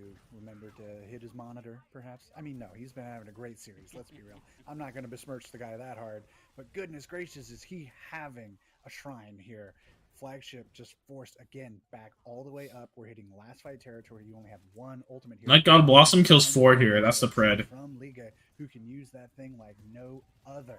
He learned under the feet of the masters. He worked with Gushui. He was on top of that mountain. He knows what he's doing. Gushui Uguay will take all the ancient Chinese masters we can muster here in Contenders China as overtime starts to tick in. One? In the lead. Night God with the death just one, but that's good enough. Down here, and this is potentially surely HLXC will pull off the fastest 3-map win streak in Overwatch history, right? Yeah, no doubt, no doubt. They don't actually, I saw this on Twitter, they do not die a single more time. They simply don't die. HLXC gets no more eliminations. Pretty even everywhere else. That could or no, the other way around. Flagship get no eliminations. Just pull out some ults from Flagship. Starting here. 52% climbing now for Flagship and HLXC based around the left-hand starting after this fight. And October is is down. Both Kitsune Rush is committed, but it does not. Another Kitsune Rush fight. HLXC cannot win Kitsune Rush fight at all. Why? Why is that? Am I missing something? Is October 2nd not shooting the right things on Reaper? Is he getting his Wraith forced out too early? Like, how? Be the difference maker, and at the very least, just pull out. He dies here, right? Like, he dies super early.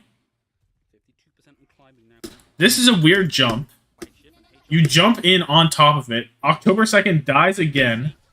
Around the left-hand side, but Seawave lands the headshot, and October is down. Both Kitsune Rush is committed, but the fire of Night God and Seawave. HLXC openly turn on hacks and sweep this. Okay, just pull out the ultimates that You see the entire team stop moving for about 10 seconds.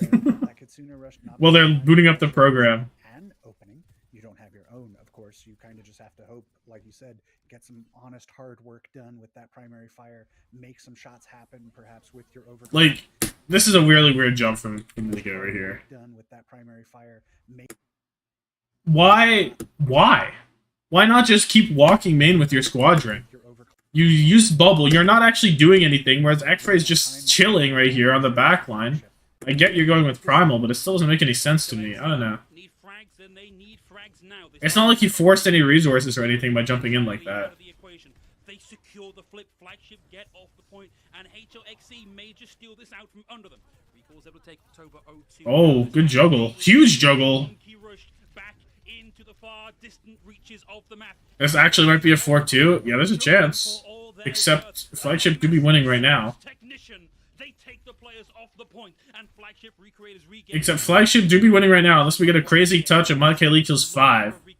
There's nobody here. There's nobody that can get in the touch. It's down to nice. On the tracer to tag back in. Takes a big oh, they're playing into a beat. Unless they somehow get Curiel, this is gonna be tough. That's a really good boop from Cold J. Oh, kill that though. Now they know he's there. Seawave on the Tracer. He can do it all. He can do it all. He kills 3. And there's no chance of the contest. Flagship after being beaten down 4-2 in B-sides. Take it to HLXC with a 4-1 victory. Cold J sounds like a beer name. Call this the beginning of a rivalry. Does not sell it high enough for what we just witnessed. I think this is the beginning potentially of a dynasty between these two. Oh shit. We're looking at upcoming international region for the region exposed. That's crazy. Are there any like little funny clips at the end? Hello? A little montage? No, no montage. Yeah, so that is that. That's Contenders China. Final 3 matches of the tournament. Other ones, if you're interested, there was a there's 2 3-0s, and there was a 3-1 here with title destruction. I don't recognize any of these names, so I don't know. I hope that the silliness would push HLXC through. Unfortunate, yeah.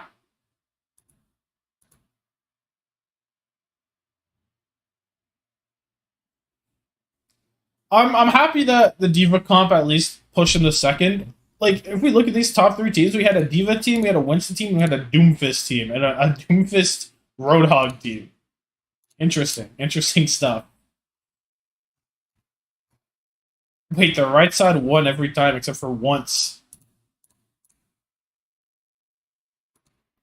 It was set up. It was a setup. So the only thing left is Pacific Showdown, which we know almost everyone. Except for this guy who's from the qualifier.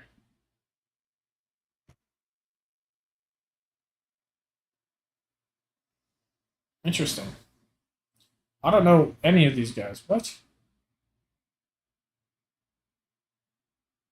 That's cool. Okay, this is going to be the next big one. I guess there is North America and EU soon.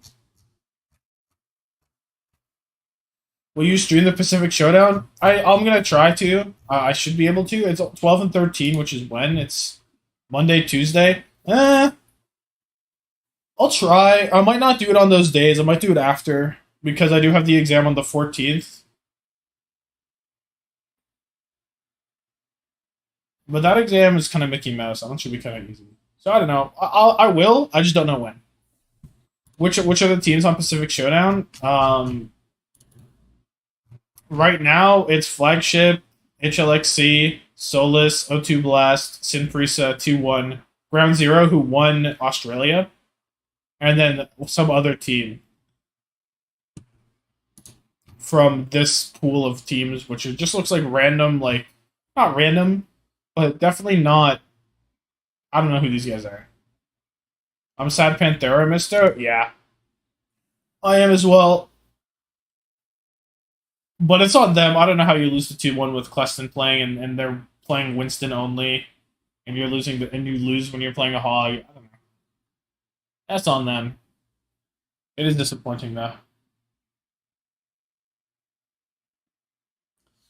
I'm interested to see how well the Chinese teams do, and Ground Zero, because Ground Zero is not just like a lot of the time. A lot of the teams in Australia are full Korean, or at least some of them are.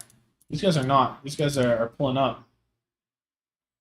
You got Dreamer, you got Dreamer and some other fellas. The qualifier team will likely finish last. Yeah, but hopefully they have like a cool player that shows off and does things. This is the only team with a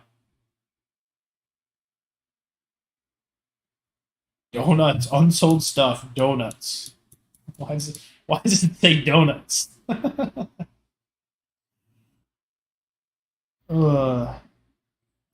Surely O2 don't win Pacific Showdown though. Surely not. That would be preposterous. Top teams from regional third-party tournaments are invited. That's what that is. That's cool. That's cool. I mean, obviously O2 wins, but whatever. Are there prizes? There are. Boom, big prizes. Unsold stuff. Donuts.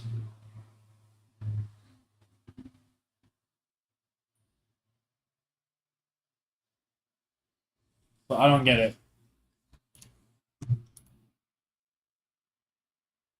Donuts, unsold stuff, gaming.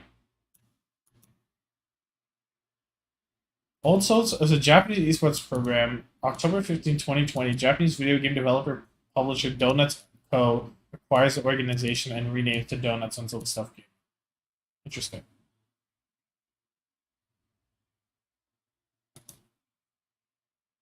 What kind of name is that? I don't know, but fuck it. Dude, whatever gets you talking, I guess. Effect? Huh? What? He's a streamer for Unsold Stuff Gaming. Who knew? This is deep lore.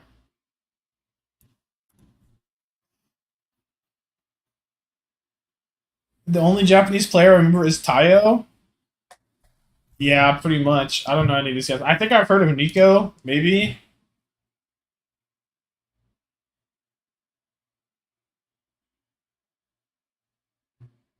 Not sure. Effect just being here as a streamer is quite interesting. I remember the one who was on Atlanta Acad.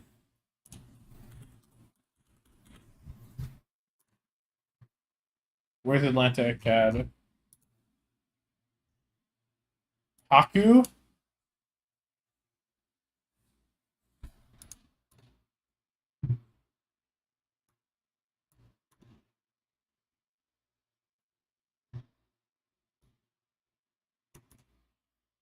He is a Japanese American flex support player.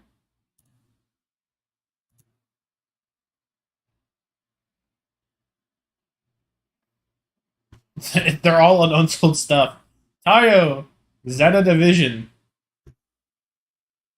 As a streamer. What? Why do they have an entire page for... Oh, okay, never mind. They had players. Interesting. Are you serious right now, man?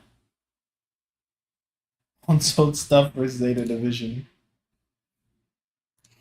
Interesting. Anyway, that's gonna be it. Good stream. I enjoy watching some players I did not know much about. I now have knowledge. Seawave, the GOAT. How old is he? Age check. 22. 22 is the age check. X-Ray was pretty impressive. 21 is the age check.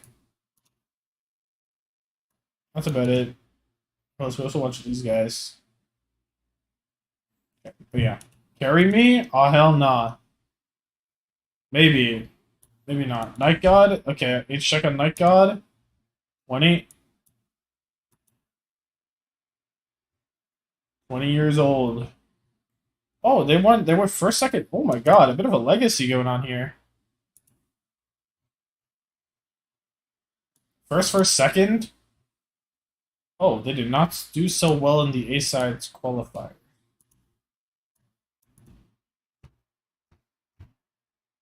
X-Ray has been one of those who have just been stuck in tendies for like forever. Yeah, I mean, there's not a lot of like, because not a lot of teams will sign Chinese players. Just 3, basically. And he wasn't getting it over Gaga or Gushwei. And then for some reason, Rio had a blood oath with the charge, so he couldn't get in there either. But maybe this season, depending on if Shanghai want to go Chinese, if Guangzhou pick him up, who knows what goes on there. There's a chance, but yeah, X-Ray's always been there. I'd be interested. I would be interested. But yeah, okay. Gonna end it off here. I can see Shanghai going mixed. Yeah, I could as well. I think it'd be good. Well, yeah. Have a good one. Thanks for pulling up. Appreciate it. Yeah. Bye.